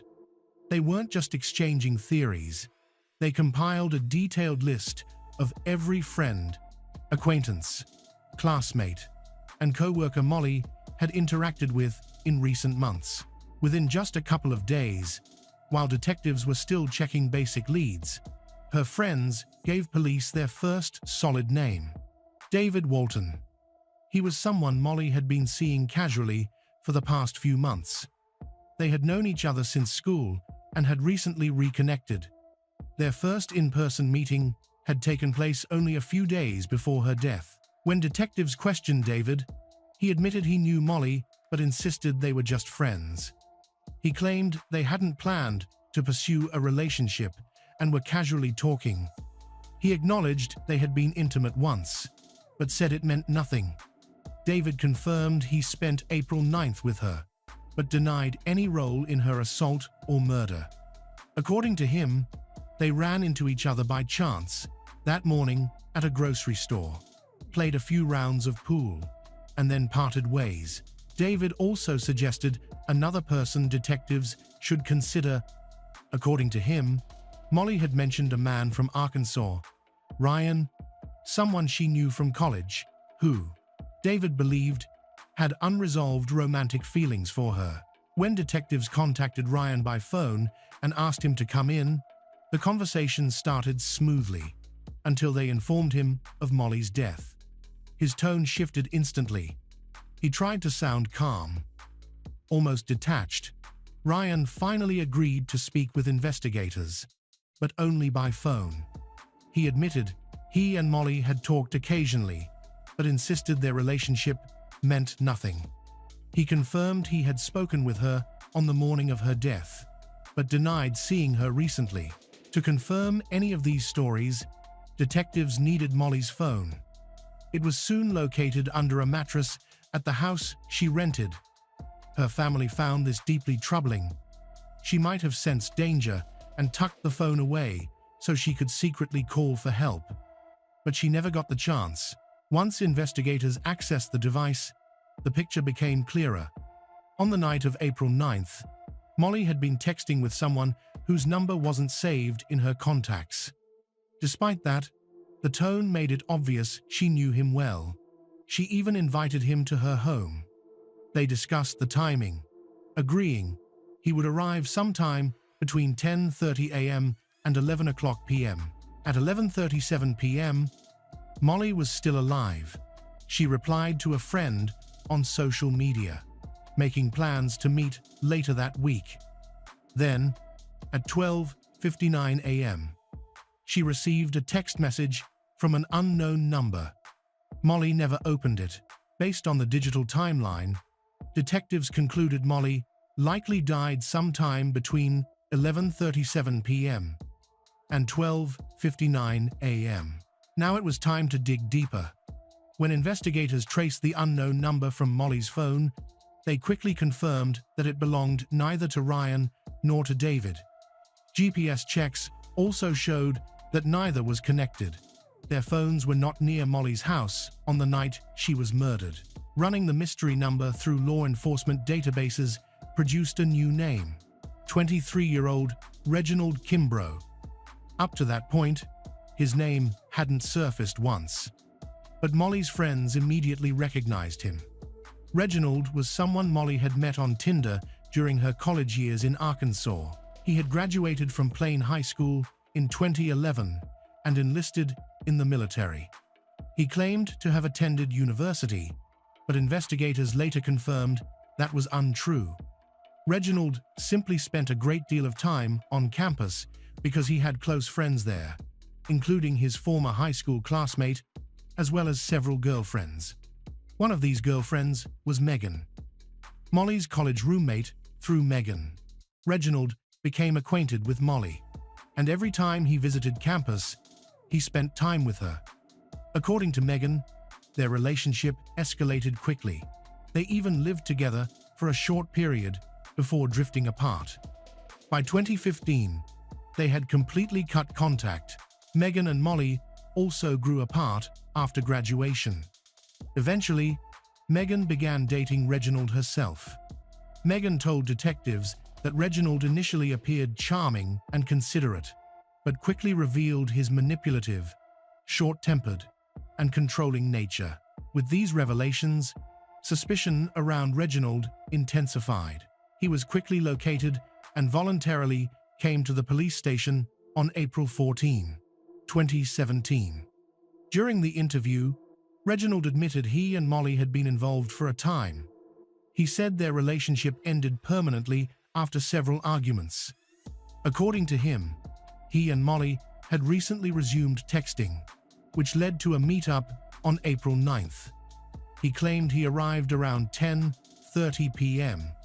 They talked, watched TV, had a drink, and caught up on each other's lives. He said he kissed her. She declined intimacy, so he left around 12:30 a.m. Throughout the interview, he appeared unconcerned and even emotionally detached, saying he was shocked to hear she had died. But the timeline was troubling. Molly died shortly after he claimed to have left. Reginald cooperated at first, voluntarily giving detectives his DNA and his cell phone for examination. However, CCTV footage soon exposed a crucial lie. Cameras showed Reginald leaving Molly's home at about 2 a.m., not 12:30 a.m., as he claimed. When confronted about this discrepancy, Reginald became irritable, insisting that a difference of a few minutes was insignificant. The tone in the room shifted instantly. Reginald became defensive, refused a polygraph test, and stopped answering questions. Detectives left him alone in the interrogation room to observe his behavior, but he did nothing revealing. After his phone was returned, he walked out. At that point, there was still no physical evidence tying him to the crime, but now he was their leading suspect. Next, investigators turned to DNA comparison. They would test Reginald's profile against the biological material recovered from Molly's body. Meanwhile, a deeper background check revealed an alarming incident from 2014 involving a young woman named Katie Coates. Detectives contacted her immediately. Katie reported that she had met Reginald on a beach. At first, he behaved like a perfect gentleman, until he suddenly turned violent. She said he abused her, choked her, nearly killing her. She survived and reported the assault to police. Reginald was arrested, but he claimed the encounter was consensual and that Katie was simply trying to avoid feeling guilty for cheating on her boyfriend. Because it lacked clear corroboration, the case quietly faded, and no charges were filed. To detectives, this history painted a chilling pattern, one that made Reginald look more dangerous. It later emerged that this was not the first violent incident involving Reginald. His earliest known assault dated back to 2012 in his hometown of Plain, Texas. The victim, Melissa Winton, was a high school senior at the time. She had met Reginald by chance, and they exchanged numbers almost immediately. Shortly afterward, he invited her over, but instead of letting her in through the door, he insisted she climb through his window. Melissa agreed, unaware of the danger, and soon became the victim of his attack. During the investigation, Reginald agreed to a polygraph test and then pressured Melissa into dropping the charges. No prosecution followed. Although neither case resulted in convictions, the women's accounts were disturbingly similar, and their stories echoed the circumstances surrounding Molly's death. With only circumstantial evidence against Reginald so far, investigators returned to one overlooked detail: the washing machine. When officers first entered Molly's home, the wash cycle had just finished. Detectives began analyzing the time window, hoping to determine exactly when it had been running. Molly's rental home had been fitted with a smart meter, a device that recorded electricity consumption in 15-minute intervals. When detectives pulled the data, they noticed a dramatic spike at 1:45 a.m. Testing an identical model washing machine confirmed their belief. The wash cycle had been running at the exact time. Reginald was still inside the home. It was a significant, incriminating clue, but even with this new evidence, it was still not enough to make an arrest. And detectives feared time was running out, that Reginald might strike again. They were right. On April 14, 2017, another woman from Plain, Texas, 36-year-old Megan Gettram, went missing.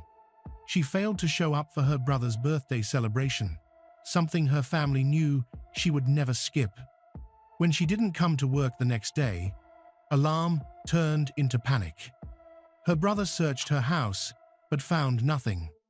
A full-scale search quickly began. Soon after, the body of an unidentified woman was discovered in a lake roughly 50 kilometers from Plain. She wore clothing consistent with Megan's last known outfit. The autopsy revealed blunt force trauma to the head and signs of compression on the face and neck. She had been brutally assaulted and abused.